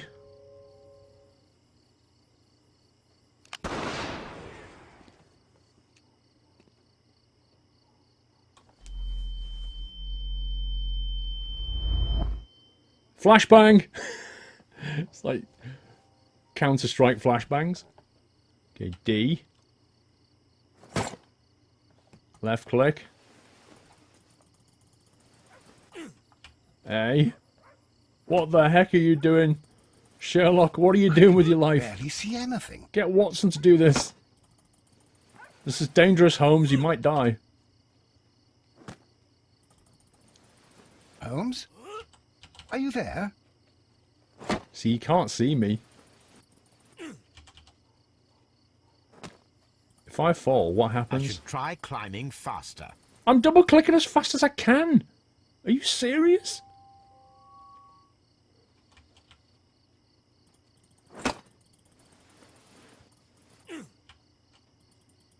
I'm spamming the mouse button here.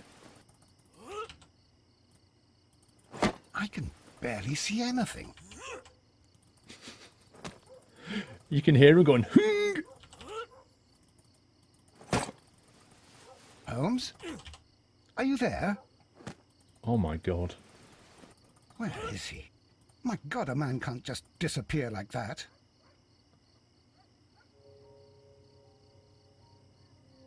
So Holmes? Holmes? Where are you? I cannot see you, Mr. Holmes. Dr. Watson, it seems that Mr. Holmes has disappeared. Don't worry, gentlemen. I am up here, above your heads. How on earth did you get up there, Holmes? I am using crampons and a climbing axe, although the person we are looking for did not leave any traces of such tools. Constable, is there any way to get to the top of this building? Yes, Mr. Holmes, I can show you. The door to the building can be found from Whitechapel Street. Gentlemen, I am on my way down. how? I want to see him get down. Even said the fireworks determine the method of escape completed. Is this the way in?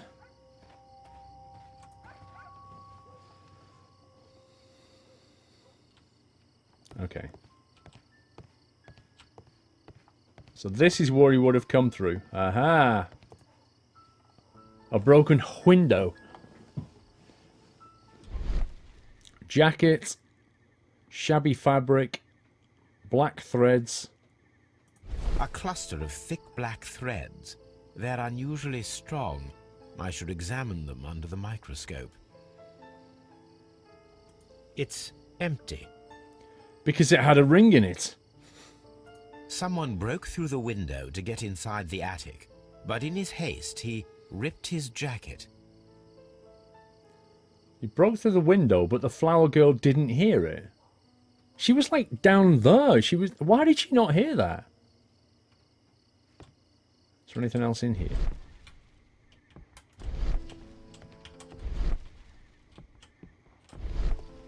Ah, that's how we go first person. It's the R key. Oh, hello.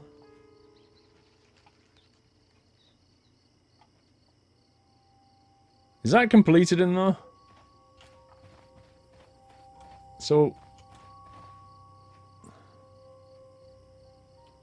they climbed up that wall, went through a window, analysed the black threads. Okay, let's go back to Baker Street and have a look at the black threads. This is where we're going to find out exactly what make of jacket he was wearing.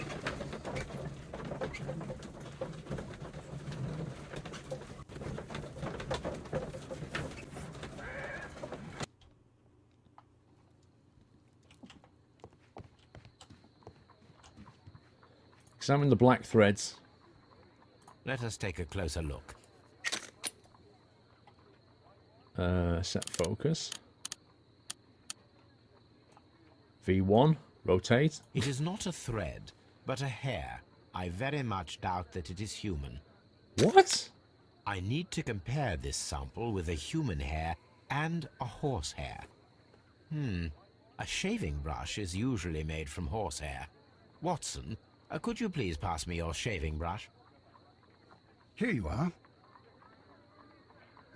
Watson, look, what's outside the window? Well, I don't see anything. Ouch! Holmes. Oh, don't make such a fuss. One little hair. Why take one of his own, the scumbag?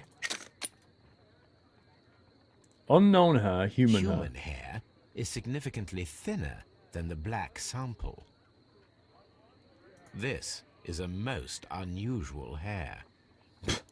The horse hair is thinner than the hair that we found. So, this black hair belongs to an animal, and it is larger than a horse.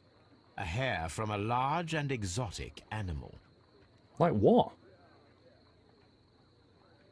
Like what? What's larger than a horse? A mammoth? Exotic animal hair with... No. Wall climber. Oh, a circus acrobat or an imaginary man. An elephant. Yeah, because like elephants are really hairy, aren't they?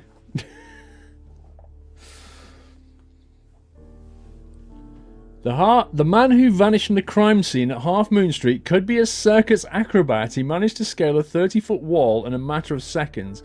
A hair from a large exotic animal was found. Let's go with that one. It sounds so absurd, it has to be true. Oh, it conflicts with simultaneous shots fired, though. See, there's no way. We have to go with that one if we're going to do that.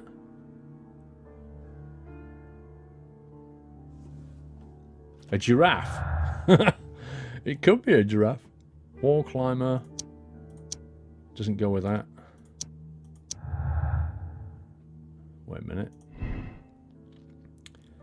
The witness testimonies in the crime weapon clearly point to one possible culprit, Leighton Chapman, or Leighton Chapman's statement regarding the mysterious jacketed man who participated in the shooting at Half Moon Street was proven to be true. There definitely was a mysterious jacketed man. That doesn't conflict with personal motive. The guy who did it used to be in a circus.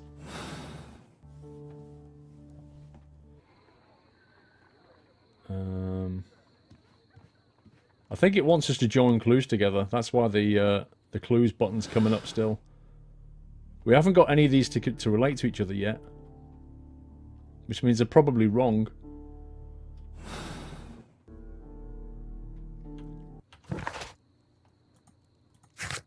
Solve the crime. Follow the trace of a criminal and inspect the attic of the building that might have been used for escape. Ah, hang on.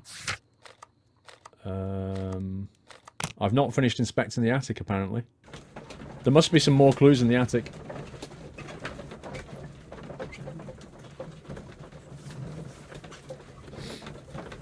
You think personal motive is wrong? Maybe. Maybe. One sec. Where are we? There we go, we're down here.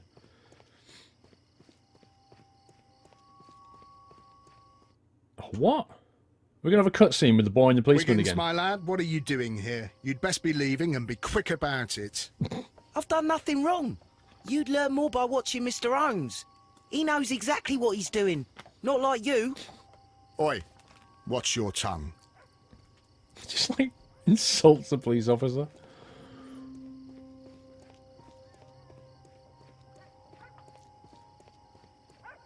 Let's go back in the attic.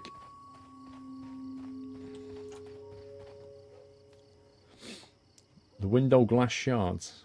I don't know, let's have a look around. What are those? These shards of glass are from the window above. Was that We it? can conclude that the person whom Leighton saw climbed up the wall, broke into the attic window, and escaped through the hatch. Well done, Sherlock. Has that now completed that? Yes. Right. Inspect the attic complete. Let me go have a quick chat with this woman again. I suppose that I shall have to move my stool now. God, first world problems, love? I mean, you had a cracking spot there at Half Moon Street. Mr. Holmes, did you see my brother at Scotland Yard? No. It would be my pleasure to assist you with your investigation, Mr. Holmes. Of course it would. No, nobody wants to talk to you. I'm always wondering what's on your mind, Holmes. Right. Any more clues? No, we've got long lost art, which obviously matches up with something else. The search for the missing Hellenic treasure could be a motive for the crime that was committed in Half Moon Street. Mr. Turner picked up the bracelet directly after the murder, but the ring is missing. So if you go with that one, that goes blue. You see, if that's true, then these must be wrong.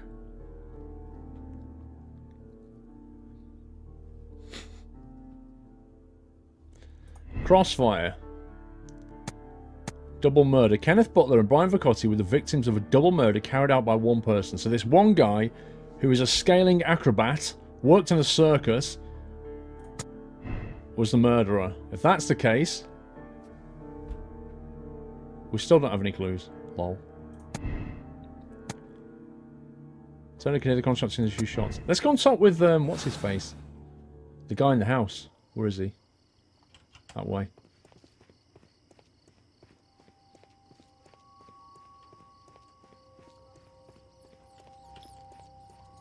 Wonder if he'll talk to us.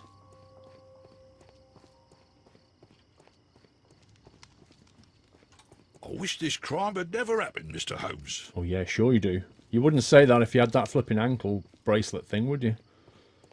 Like a minted! Someone killed. Circus acrobat. So if we believe it's a circus acrobat, that's fine. Firing position. Turner could hear the contrast between the two shots, or... First shot was fired and then 2 gunshots fired afterwards. So that makes it red.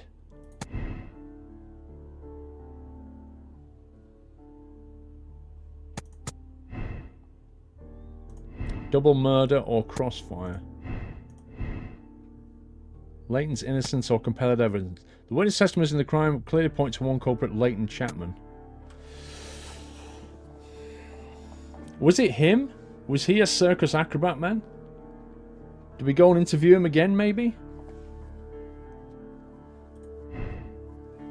Let's go and have a chat with him. See if he's got anything else to say.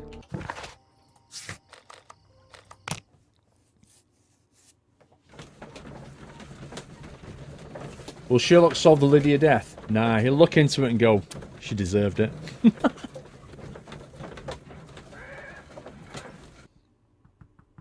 On the fire. Ox on fire? What do you mean? Come on, Sherlock, don't run into the door. Uh-oh, wrong one. Please believe me, Mr. Holmes. He doesn't want to talk to us. Mr. Holmes? Mr. Holmes? None of us want to talk to him. So, I don't know. I think we've got to do some clues or something. That would explain the cut on his face. What would explain the cut on his face?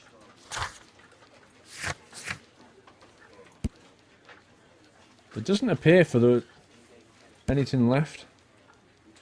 Turner's limp. He had a limp. We got that. There's still a missing ring. We've got the necklace, we've got the bracelet, we're missing a ring still. 5 rams, we know about that. The prisoners links them, we got that.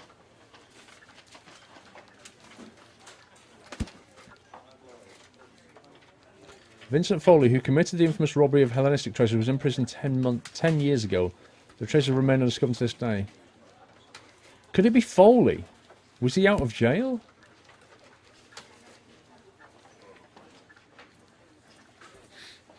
Have you inspected the hatch? Well, we climbed through it, so I assume so. Fire in position to sim shots, double murder to crossfire. What?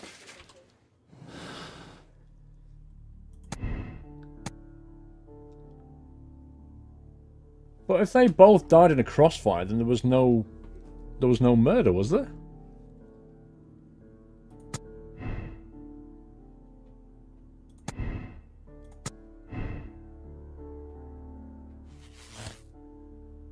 Wow. Okay. So Kenneth Butler and Brian Vicotti both died of crossfire, with each one holding a gun. One of the guns is now missing. How does that relate to a...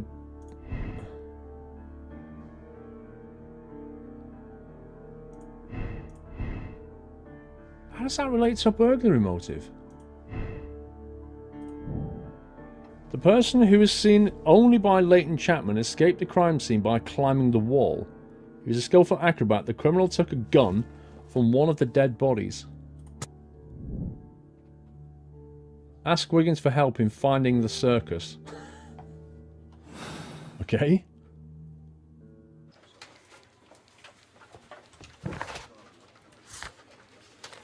Hang on, which Wiggins are we on about? Oh, Holmes! It's Chapman. The kid, presumably. It's like a drug deal gone bad, but with a Bram's bracelet. Okay. Will Transocean 2 be on Xbox One? I don't know, have a look on the website. See what they're saying they're going to launch it on.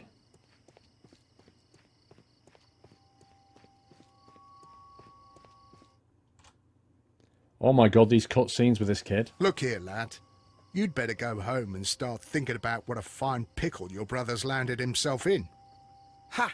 But he'll be free tonight, 'cause he's innocent. Yeah. Don't be daft, lad. It's a closed case. Mm-hmm. Is that what you say, do you, officer? Wiggins? You won't talk to me. Mr. Holmes? We have good news for you, Wiggins. The investigation has proven very interesting so far. We found facts and details that confirm your brother's innocence.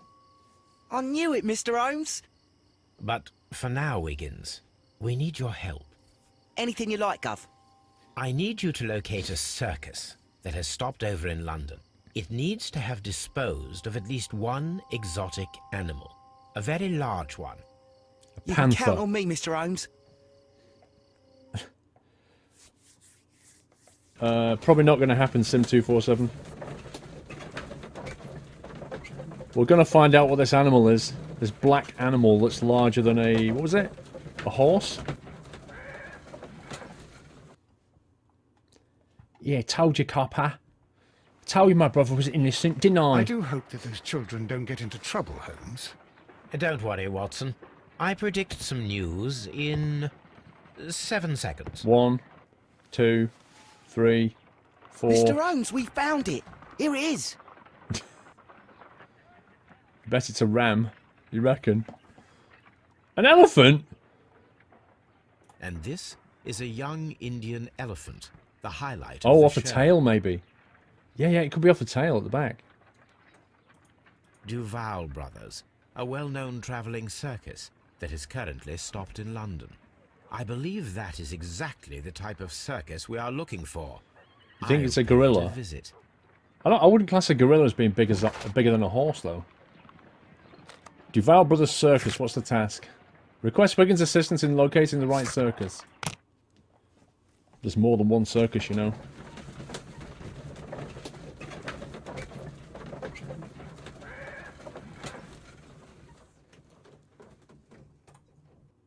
blue whale. They're not very hairy, are they, last time I looked? Hey, you! Stop right there. What, mate? Good morning, sir. Pardon me, but why am I not allowed to walk around here? Because it's private. In it. Well, I only wanted to meet the artistes. Hmm? You're wanting to apply for... Nah. You don't look like the type of, artistic lockpicker that we're looking for. You might be surprised. What? Nah. I don't think so. Clear off. Artistic lockpicker. I love it. We're going to have to prove ourselves by picking a lock. You're a bit slow to catch on, eh? Get lost. You're a bit slow to catch on, eh? Look at that. The guy's got a force field. He's amazing.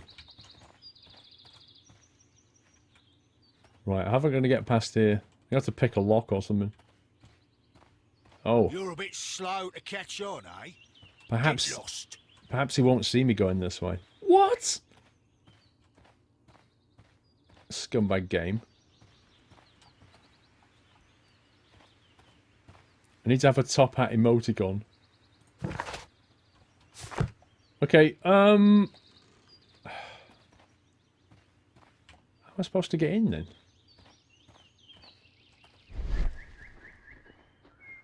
Can I bribe him? You're a bit... He's a Jedi. Does he look like a Jedi? You're a bit slow to catch on, eh? Get lost. The greatest man of Earth. The strongest man on Earth. I've got to disguise myself. You reckon?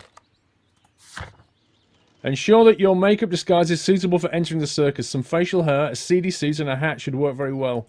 Oh, yeah. Now we get to play dress up. Woohoo! I'm going to give him like a massive beard. That dodgy one where he looks like he's taken 2 chunks out with a shaver. Right, let's go in here. Right, we need a scruffy suit. Green suit, brown suit, black suit, casual suit, unbuttoned suit, sailor outfit. Yeah! A morning gown. Oh, can we go in a morning gown? Oh, it's locked! You scumbag! Oh my god, look at this game. All these outfits are locked. I have to basically go in a casual... A bandit outfit. Hello. Right, let's go in a bandit outfit. Let's get rid of that hat. As if we're going to wear that. Oh, I can't see. I need to spin him round.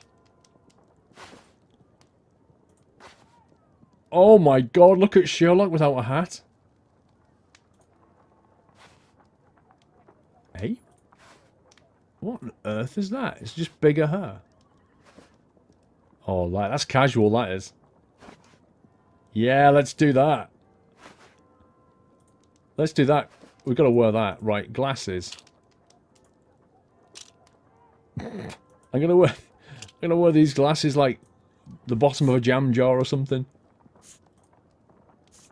Look at the state of Sherlock. This is a brilliant right, wait. I'm kind of thinking that one. I'm kind of thinking this one.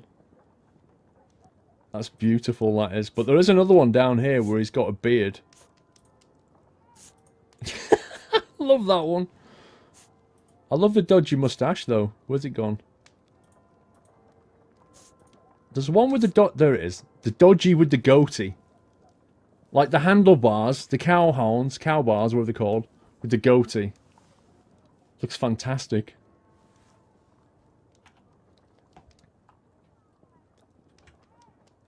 Now, you'd never say that was Sherlock Holmes. He just looks so ridiculous. Oh man. Let's go and talk to Watson. Like, whoa, who are you? Holmes, I won't be able to join you. I promised to visit a patient today. You've not even looked That's at me, all right, Watson. I think that I can handle this alone. Will Toby recognise me? That's the question. Hello, Toby. All you need now is a shawl and a mock cap, and you could be Mrs. Hudson's younger sister. Ah! Spectacles are unpopular among thugs. Oh, I come don't on. want to arouse suspicion. Come on, we're not allowed to wear spectacles. This game.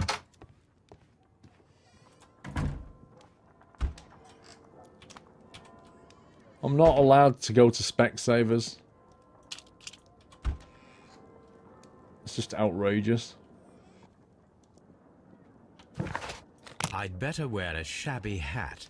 Right, why don't you just tell me what I can wear then? You know? Why don't you just say to me, no, you need to use this. Or, you know, just don't give me any choice in the matter. So I have to wear a shabby hat, basically. Which means not that one, not that one. What about that one? What happened to freedom of choice in games? Where did that go? Stay where you are. What are you doing here, and where is Sherlock Holmes? Are you having a Calm laugh? down, Watson. Take deep breaths now. It's me. Oh, thank God, Holmes. I can't get used to your disguises. Thank you, Watson. That means I am ready to go. Right, so we went and talked to Watson with our head completely shaved, massive spectacles, and he was like, yeah, I don't want to join you today. We put a shabby hat on, got rid of the spectacles, and he's like, whoa, what did you do with Sherlock Holmes? Facepalm.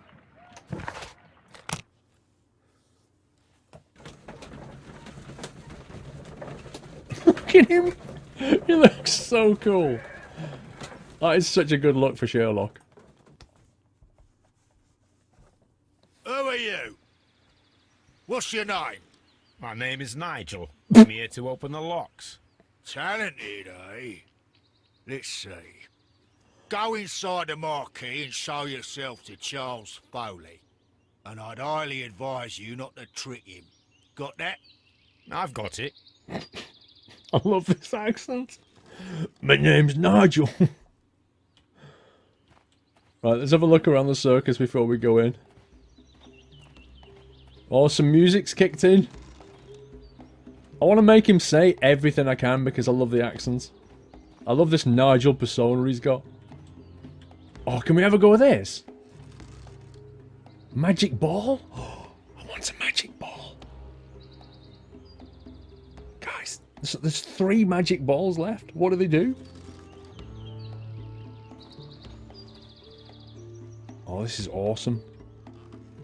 It is like this old version of what you see now in Fairgrounds. This place is amazing. Whoops, somebody let Dorley out. Hey, wait a sec.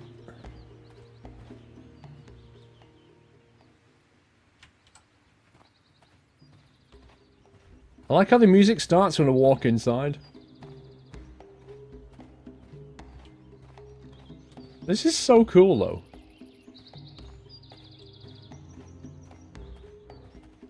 There's nothing of interest at all.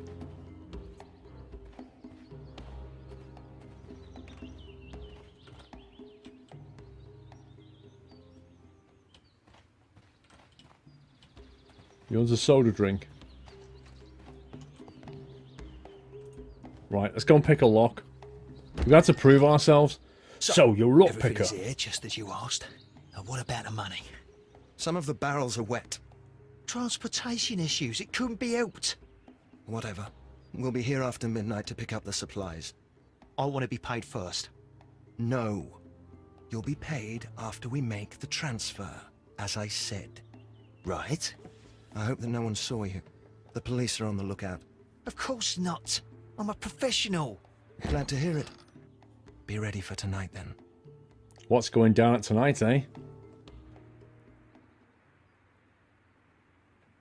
Wow, this is like really small in here. For a circus, what the? Is it just a practice room? Hello?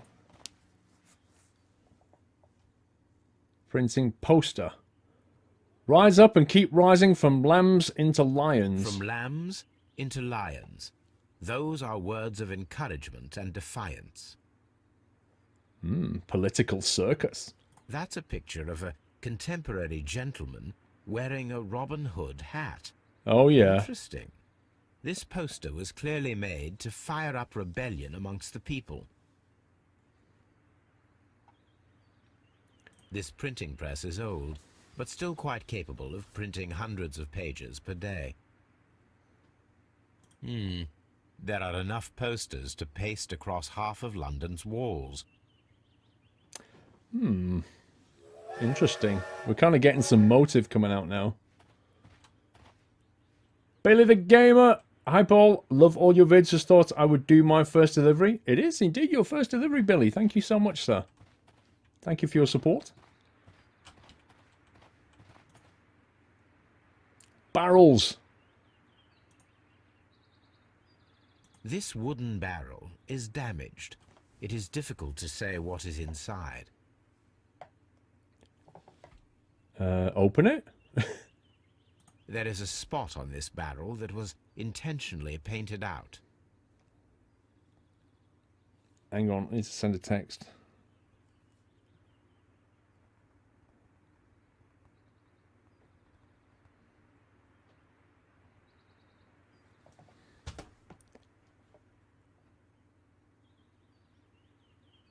What could it have been that is then... There is a spot on this barrel that was intentionally painted out. Why? Oh, hello. The crest of the Honourable Artillery Company. Could it be gunpowder? I need to be sure. So we've got to go and examine the crest now. Gunpowder? The barrels are roughly clustered. It seems as though they were brought here in a hurry.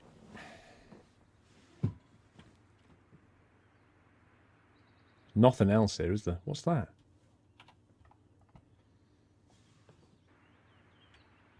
Off to get Toblerone, be right back. Look, 3 magic balls. What does it mean? That's the question.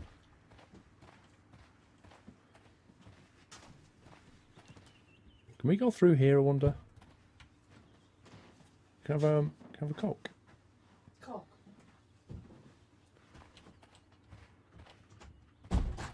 Why is there nothing else to look at?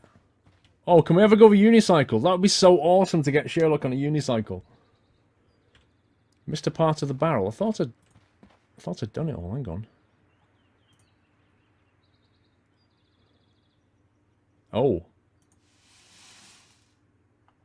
Judging by the fractions and the scent, I can confirm that it is, in fact, gunpowder. Barrels of gunpowder. Rebellion. Rising. Powder kegs. A printing press. And a great many blank papers. All of this was stolen by the Merry Men quite recently. And these poster samples. I am quite sure it is not a coincidence. The Merry Men are planning some sort of sabotage. Stop right here. Who are you? Are you Charles Foley? Maybe. They say that I can open any door. Do they now? We'll see that lock near the chains on the table over there. Open that. I just absolutely love this accent. Look at this earring. How can the gold earring not be... This guy's got... Look at this guy's lips.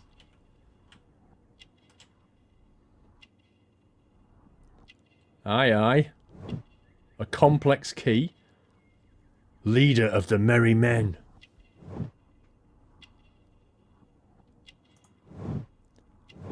Recent trauma. Oops, hello. Bulldog revolver. Cutthroat. Ring with a ram's head. Stolen antiques. We found the ring. This guy's wearing like a flipping ring that's just worth so much money.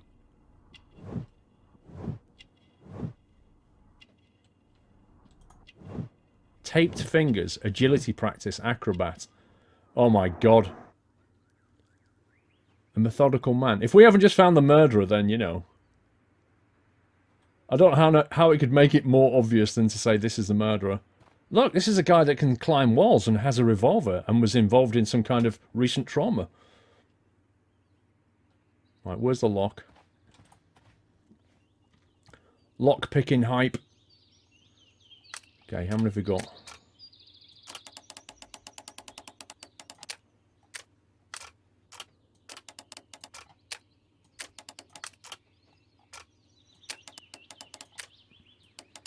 Right, let's do... That's not that one.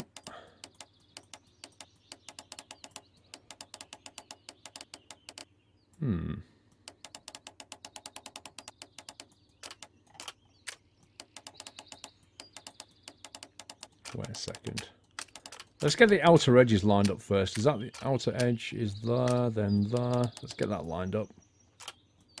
And that one.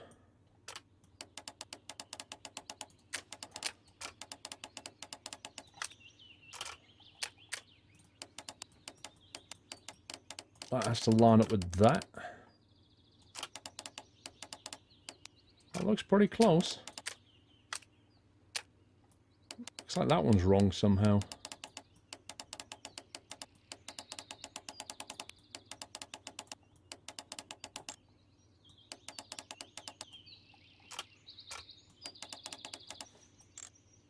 Oh, it's one of those that moves. Oh, dang, I forgot about that bit. I forgot about the sliding ones. How many slide then? That doesn't go left and right. That does go left and right.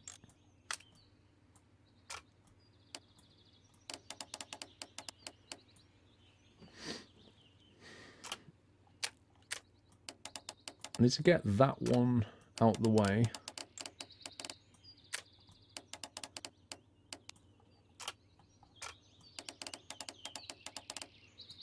So that could be like that, which would leave that barrel needing to be spun. Like that. There we go. Ugh. There you go. We've opened the lock. See? Kevin's a master lockpicker. Charles Foley. Is that your real name?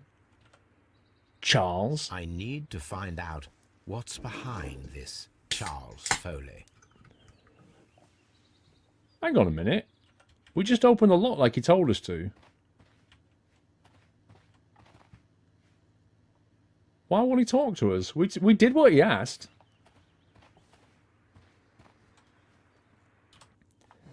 Let's have a look at some clues. Antique ring, long lost art. Nope. Foley's revolver. Man in jacket. Charles Foley was an antique reek, the last missing piece of the 5 grams of metaline jeweler set, and also has a revolver retained under his belt. It proves that Charles Foley is our mysterious jacketed man who nimbly escaped the crime scene at Half Moon Street. Yep, I agree with that. Doesn't make any difference, but I agree with it.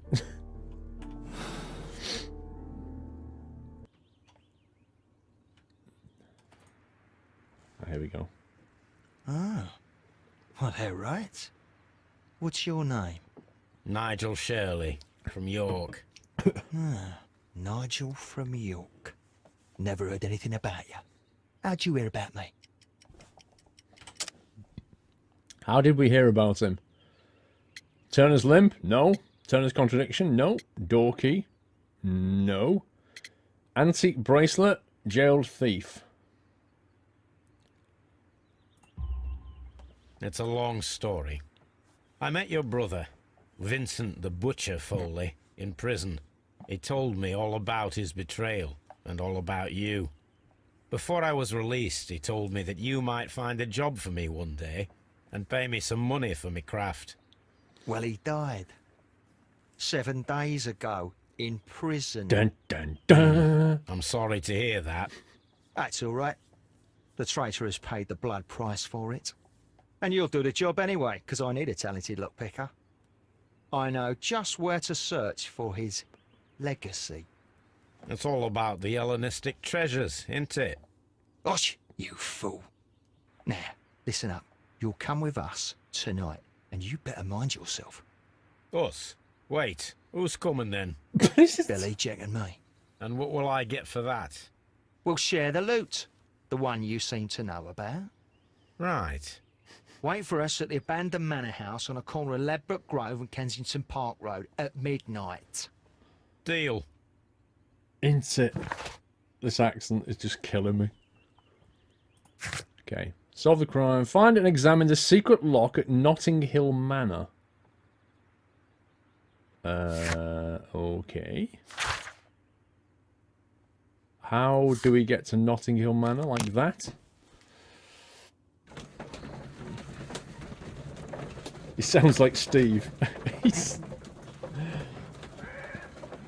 It's a very strange northern accent he's trying to put on. Here I am at the manor. Somewhere inside it are the Hellenistic treasures. Oh, really?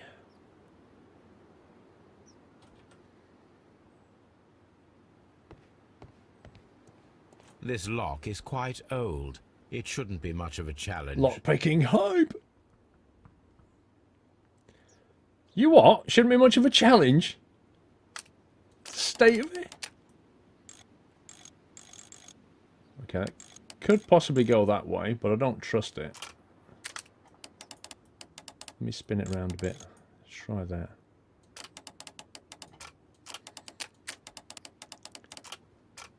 Okay, let's move that one out of the way a little bit. Where's the outer edges? There we go. Let's get the outer edges done. So that can go left and right, but it has to line up somehow. And there's two possible lines. There's that line.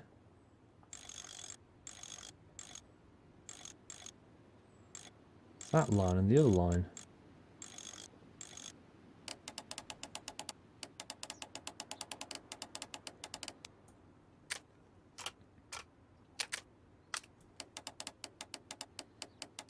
Maybe that one.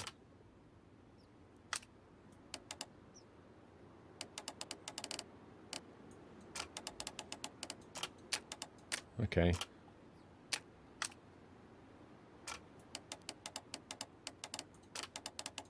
Is that... Otherwise, it said this is quite an easy lock. Like, you serious? Can we just hammer this?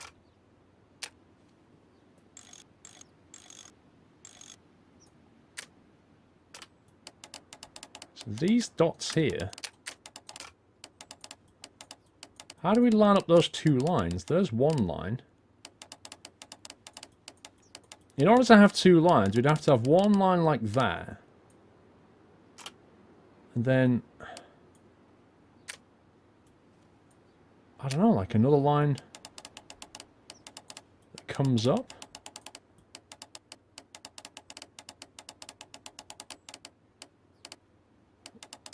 This is crazy.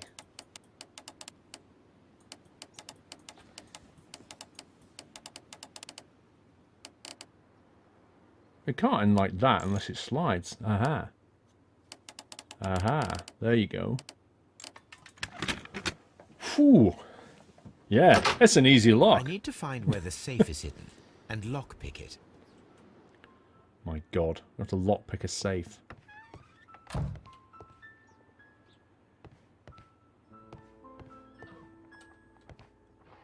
I can hear a horse outside.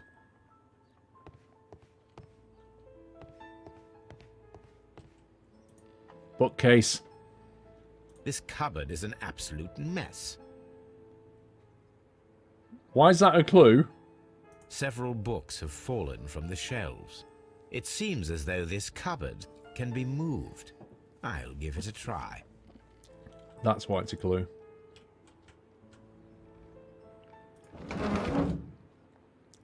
Oh, he finds a safe. So, that's the lock I must open tonight. Let me see.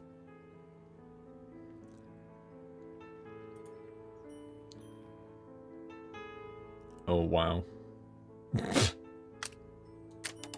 Okay. Let's go. We lined up with that one.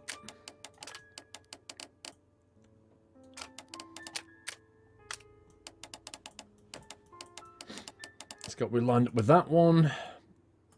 But that can't move, so that's fine.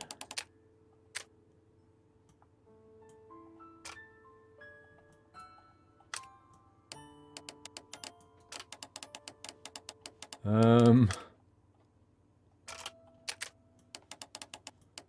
could spin like that, possibly.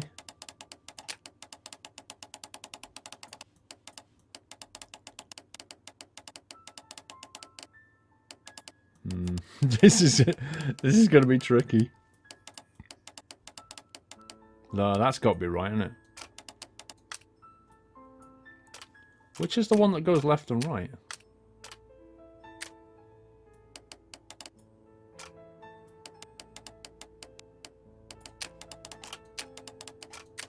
Wait, do none of them go left and right?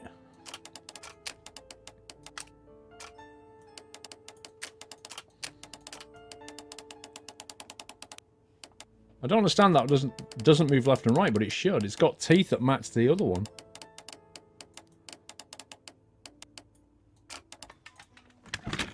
Weird. Lockpicking is your least favourite thing to do in the game. I don't know, it's kind of fun. I'll tell you what the worst one was. Do you remember those them blocks, like it was like a giant Rubik's Cube and we had to rotate the pieces? Do you remember that one? That was tricky. What a surprise. Another lock. And I won't be able to pick it. I recall that precious key around Foley's neck. It might prove a decent fit. I suppose they hired me to only open the first lock. Let us wait for the thieves, trap them, and find out. Wait a minute. Why can't he pick the Let second us check lock? the thieves' possible escape routes in the event that they are caught off guard by the police from the front door. Set the traps at Notting Hill Manor. Right. Surely any lock can be picked. Okay, they can't get out that way because somebody's put a chandelier in the way. This door is a perfect means of escape in an emergency.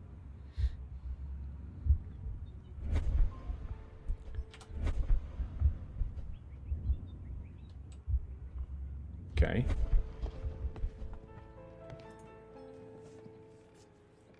A solid rope. Right, so we're going to do tie the door up?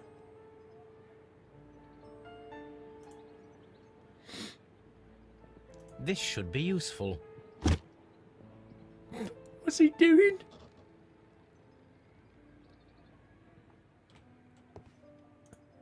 Object of interest.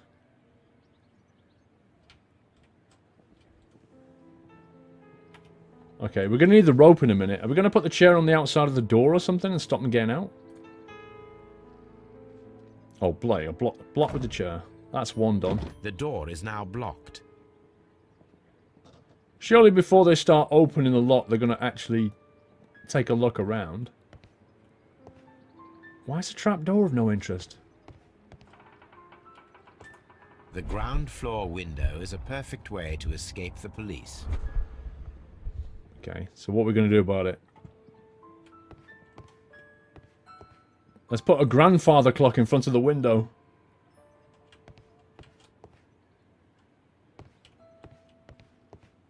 How do we block it?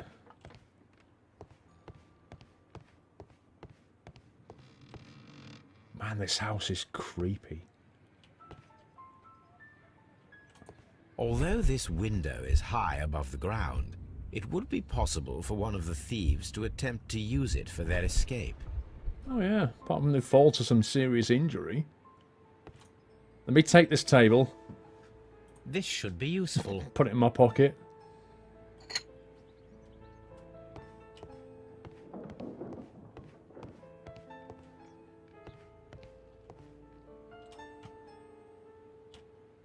Okay, can we block this with a table or something?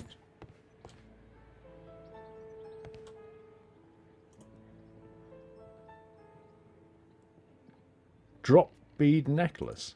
Oh, he's gonna make him slip. One step on these beads, and our thief will go flying. That's like I should walk carefully here, some kind of else Scooby-Doo. my plan will be ruined. This is brilliant. So the plan is he goes running upstairs and then goes, whee! He just Any falls thief backwards. who finds his way upstairs will roll down very quickly. Very quickly. That's absolutely brilliant, that is. Okay, so let's go and put... What, did we put a table down here, maybe? No? How do we block this one? Oh, the cupboard. This works very well. No one will escape through this window now. There you go. It's like Home Alone. Oh no! There was a window there, but I can't. Let me get out that way. So you can escape that way. We need to make a trap door now. Put a rug over it. There is no ladder. If anyone falls here, he will need assistance to get out. Why has this person got a house with a trap door that just has like a 7-foot drop? What does he keep in here? He comes running through and he goes, ah! Let me jump over it. No, that doesn't work. Wait a second. I need a rug. Item required. Rope? Can we take the rope? This should be useful. We're going to make him hang? Wait a second. This can't be real. We're not going to make the guy hang, are we? Can we put a noose on the ground or something?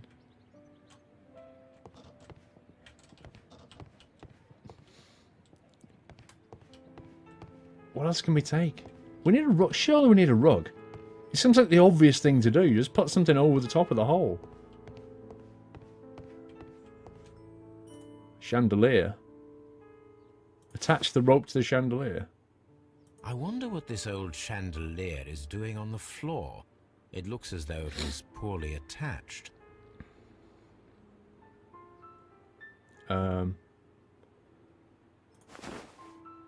I suppose that the thieves already tried to open the lock with this formidable hammer, but they were unsuccessful.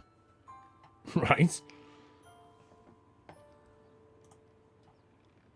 Now, if anyone takes the hammer, the rope will uncoil and make the chandelier fall. This is Home Alone now. He comes in, he's like, whoa, where's the hammer? Runs through the dining room and takes a sledgehammer to force open the door, the chandelier will knock him down. What are the chances? Carpet, I told you! I knew it had to be a rug. This should be useful. I knew he was going to use the rug. Right, let's put this over the trapdoor.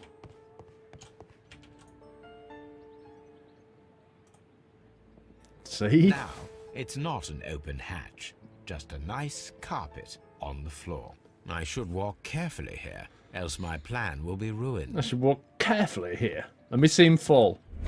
He comes along, he's like, I can't get out that way. Now, if a thief runs through the kitchen, he'll pay a surprise visit to the cellar. That wasn't the a traps cellar. for my circus companions are all prepared. Oh, that's just I genius. can leave now, but I'll return later with Charles Foley and his companions. Well, all I can say is you better hope they just walk straight into that room and don't go anywhere else. Because if the guy goes upstairs, he's going to fall over. If he goes into the back room, he's going to end up in the cellar.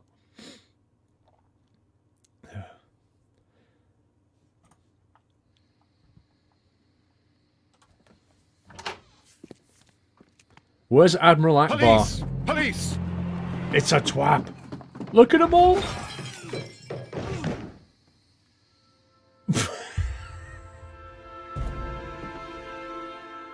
Stop where you are! Wow, Holmes. Where are they? Trapped, Watson, with your assistance. How so? You sounded just like a real bobby, my dear fellow. You startled them into the traps. I did? I assure you, Watson, it was quite an entertaining show. They will not escape the house now. You scum! Bag. And this is the pistol used for the murder in Half Moon Street. How do you know about that? Oh, hello. Have you closed the case yet, Sherlock? Mycroft, what are you doing here? Did you follow me? Sherlock, it may seem that I used you, But you should be pleased to know that you have served our queen well, in this instance. So now, let us catch the big fish. But this man is not one of the merry men? No. Then why exactly are we here, Sherlock? This gentleman, Charles Foley, has been involved in a double murder, and the hunter of a set of valuable antiques, the Hellenistic treasures, which disappeared in a theft many years ago. You're no better than the coppers. Laugh if the key didn't work.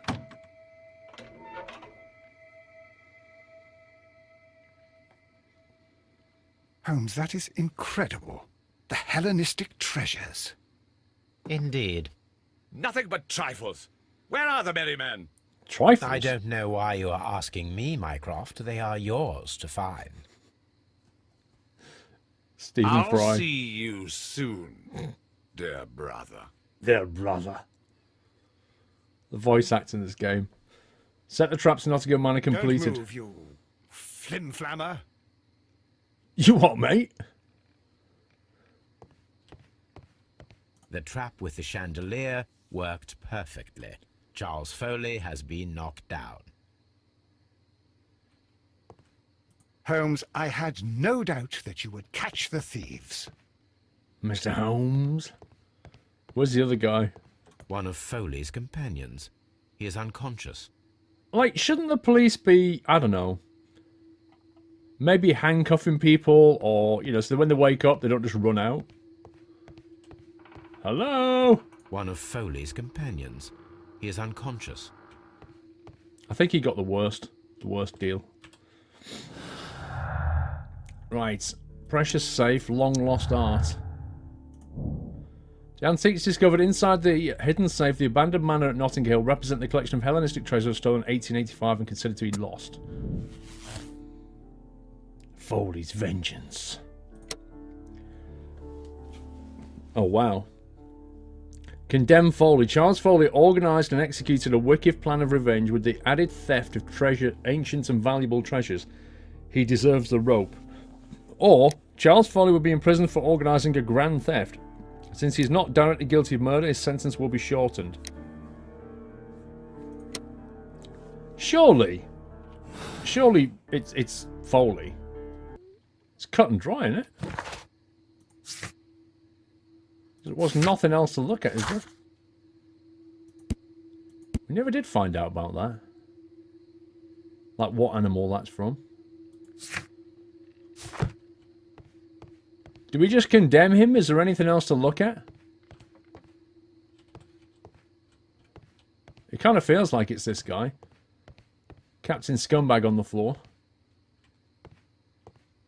Examine the gun. We can't. We can't pick it up.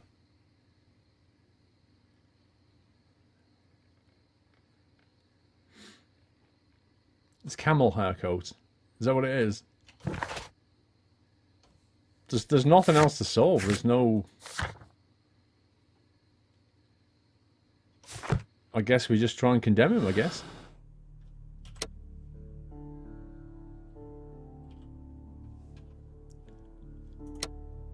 Condemn Foley.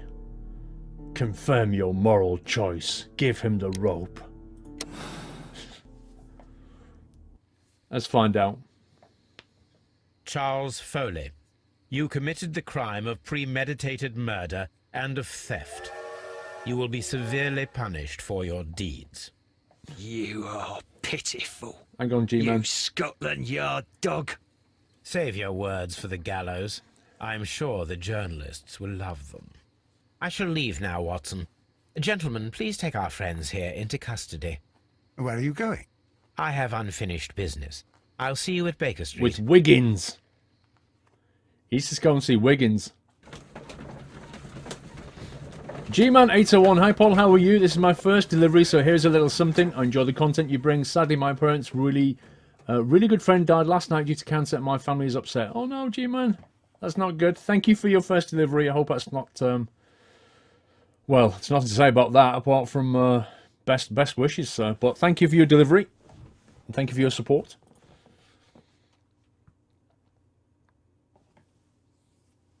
Yeah, the gunpowder. What was the gunpowder for? Be careful with the lamps. Don't bring them too close to the barrels. Yeah, Good evening, gentlemen. Who's there? That is of no importance. What matters is who you are and the plans that you have here. So you can stop us from carrying them out? Eventually, yes.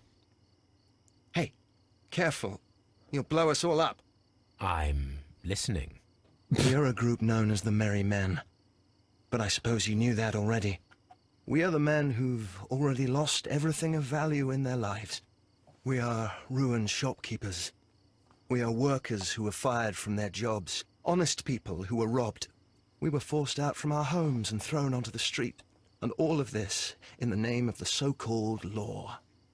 The laws that were set out by our government. The laws that make the commoners only more vulnerable and the wealthy more protected. We are not only from the British Empire. Some of us are from the New Lands, America, Australia, and we are many. But men we are still, and we are merry for that we stopped being afraid. For those powers that be had done their best to plant the fear inside our souls, and we accepted it so easily. The fear advised us to keep our heads bowed. It prevented us from fighting.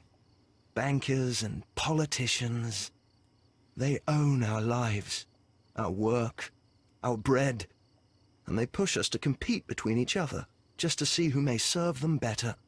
But in the end, they are the few, so they are weak. They are nothing without their titles. We should not fear them. Our so-called masters should fear us instead. The time has come for our group to stand tall. Our great and many merry men.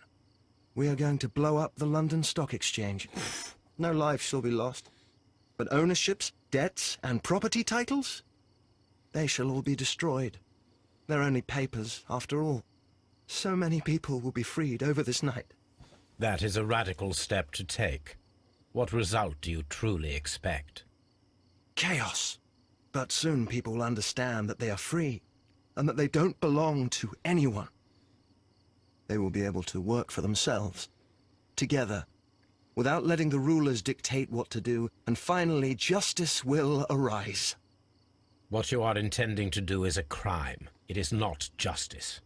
How do you see justice, then? Kids go to prison for a loaf of dry bread. And how many lords do you see punished for stealing from their people? Sending them to their deaths in mines, or overseas to fight for land? Our masters wouldn't hear us. So now it's time to sing the song of the merry men. Will you let us do our duty? Oh, do we have to make the choice? Oh, wow. Buckets of water, throw the cigarette. Oh, oh, powder trail. Wowzers. So Sherlock's going to make this choice between... Wait a second, this is quite easy if you think about it. You know Sherlock is like a complete law-abiding citizen. So if he throws his cigarette on the powder trail, he blows all this up, we all run, this all gets blown up, and their plan isn't going to happen. If we throw our cigarette in the water, Sherlock is going to allow a crime to be committed in his eyes. Right, I know what I'm going to do, right, but I'm going to let you vote just to see what you would do. I know what I'm going to do. What do we go for? Bucket or powder? What does Sherlock do? Bucket or powder? Right. Exclamation mark, vote space, and then bucket. Exclamation mark, vote space, powder. I want to see what you lot would do. So you throw it on the powder if you want to stop the crime. You throw it on the bucket if you want to allow the crime. That's what you do. Vote away. Let's see what you lot would do. Now, I think if he throws it on that, I reckon that they'll all go, oh my god, and run away, and then there'll be a big boom. If he throws it on this, He's going, okay, off you go and blow up the London Stock Exchange, I don't care. Which would seem a bit weird for Sherlock, I think. Sherlock is far from a law-abiding citizen, clearly not the case in his books. Wait, what? He's far from a law-abiding citizen? What makes you say that?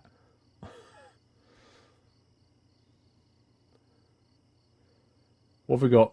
2/3 of you, over 2/3 are saying powder at the moment.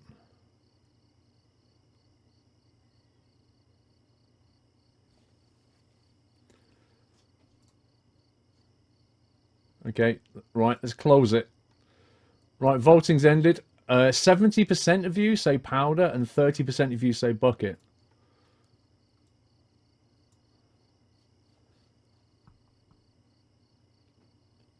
Okay, I was going to check it on the powder anyway. I can't see Sherlock doing that.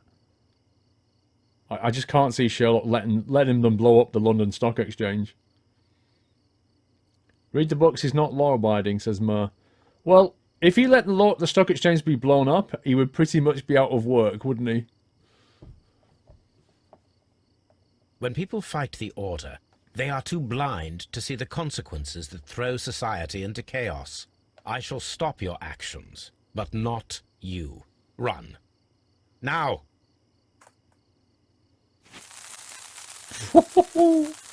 All you got to do is kick some sand over the middle, though. You could easily stop that. Boom. It's cool. J Dude! Hey Squirrel, can't wait for Sunday night trucking. Hashtag 2016. Thank you, J Dude. First delivery as well. Thank you so much, sir. I'd like to see the other ending just to see what happens.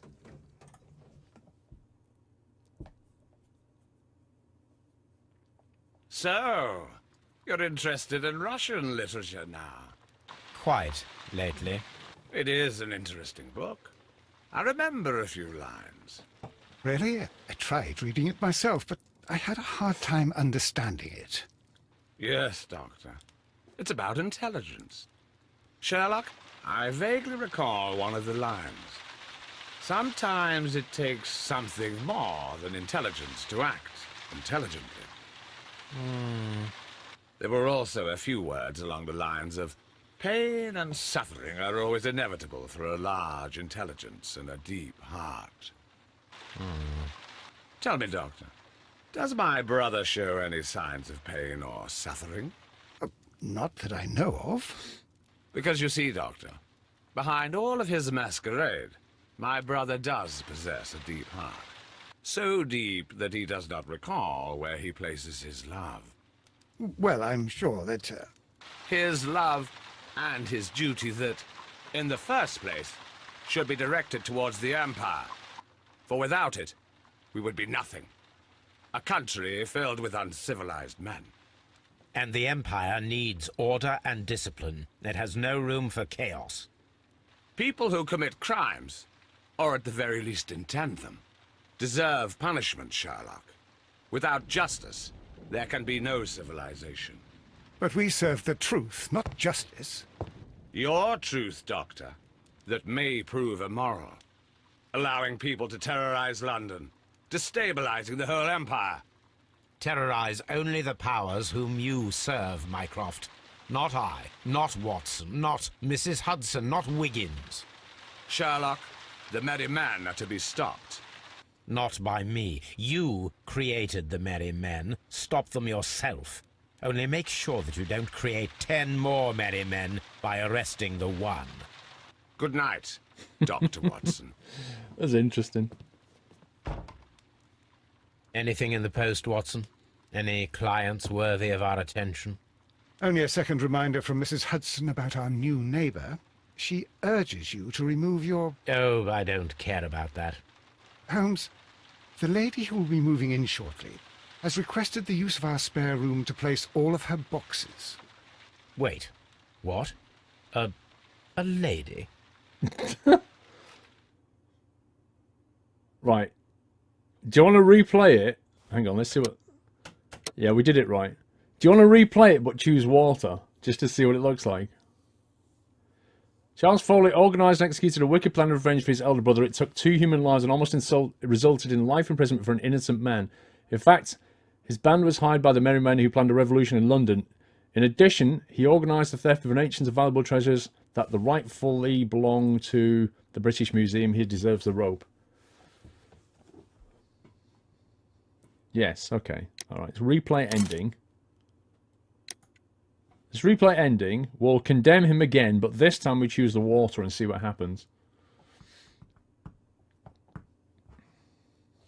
I want to see what Mycroft says.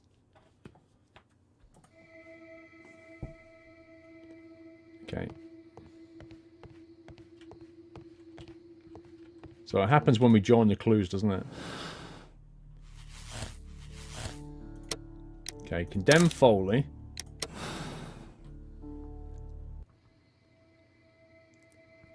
Charles Foley, you committed the crime of premeditated murder and of theft. You will be severely punished for Dr. your Dre, deeds. test. You are It pitiful. worked, Dre. You Scotland Yard dog. Save your words for the gallows. I shall leave. Where are you? I... Right, there we go.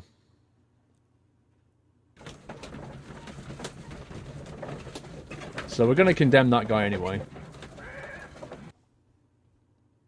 I tell you what, this guy talks forever. These merry men, dude. Be careful with the lamps. Good evening, gentlemen. That is of no importance. Eventually, yes. We are going to... They're only... That... They... Right, here we go. Right, so this time we choose the water. When the law serves only the few, it can no longer be trusted. Every man is equal, and he has a right to choose his own way. And I shall not stop you.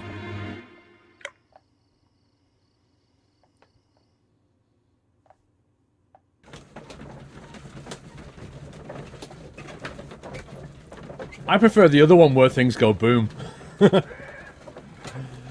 I won't stop you. Plop. It's a bit dull.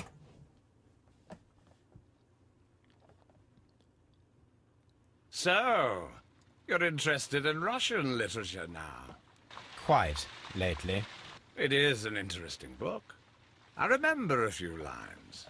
Really? I tried reading it myself, but I had a hard time understanding it. Yes, Doctor. It's about intelligence. Sherlock, I vaguely recall one of the lines. Sometimes it takes something more than intelligence to act intelligently.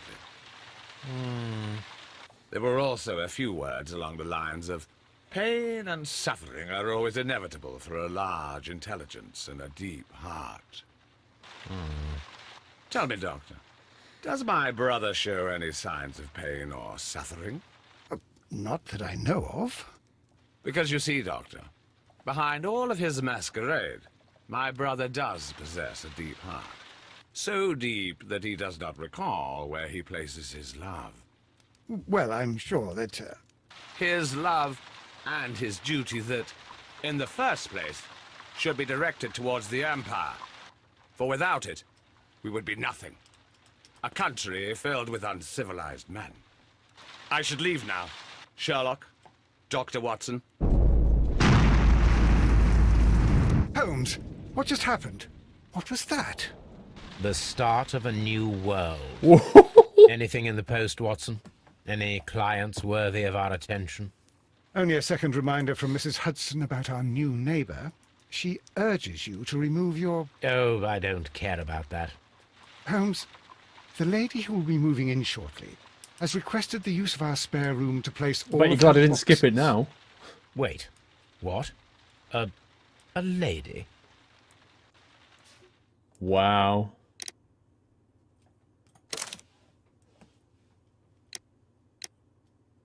Hang on.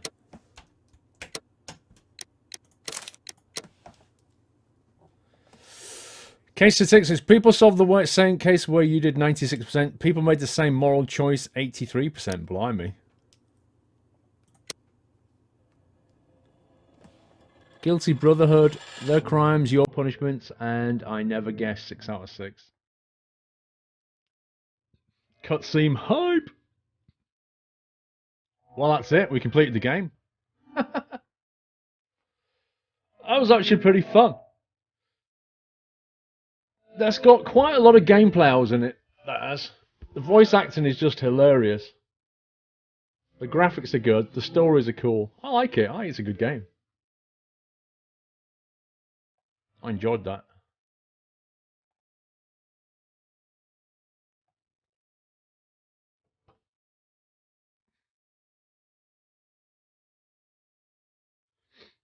Yeah, I have got another one. We're not going to play it tonight, but I have got the Sherlock Holmes and Jack the Ripper. I have got that one.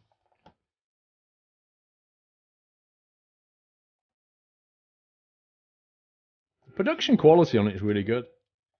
I think one of the more tricky ones was the Botanical Garden one. That was quite tricky. The one I enjoyed the most, I think, was the... you know the one where we had the Egyptian relics and stuff? And we had to go around digging up artifacts and things. That one was really good. The Roman Bats as well was fun. The Disappearing Train, that was quite tricky at first. I enjoyed that. It's good.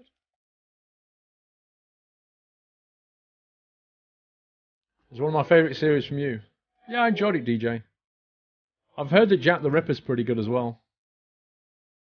Botanical Garden and Train one were the best. Seed House. Nursery. Yeah, Sherlock's voice, especially when he started putting that Kevin on. That Kevin voice, that northern accent was fantastic.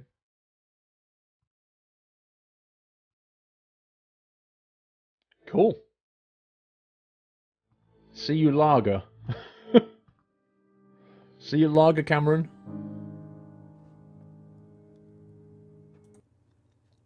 Let's click through that.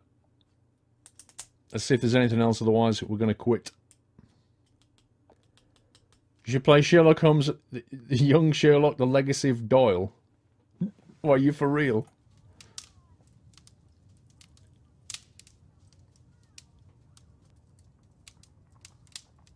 What's up, Sherlock? What's the matter, dude? His hand looks broken.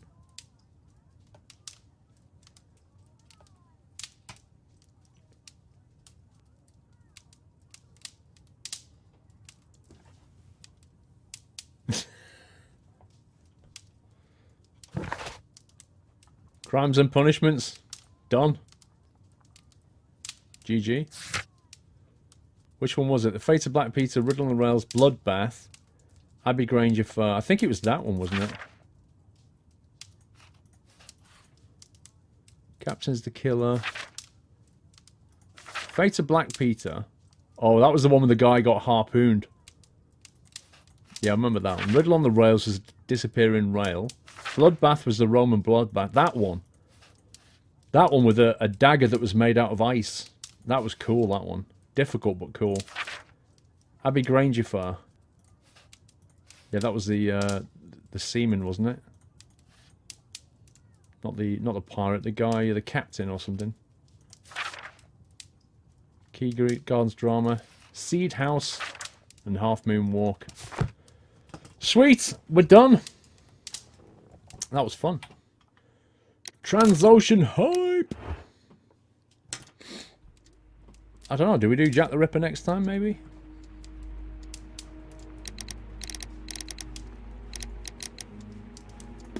Exit.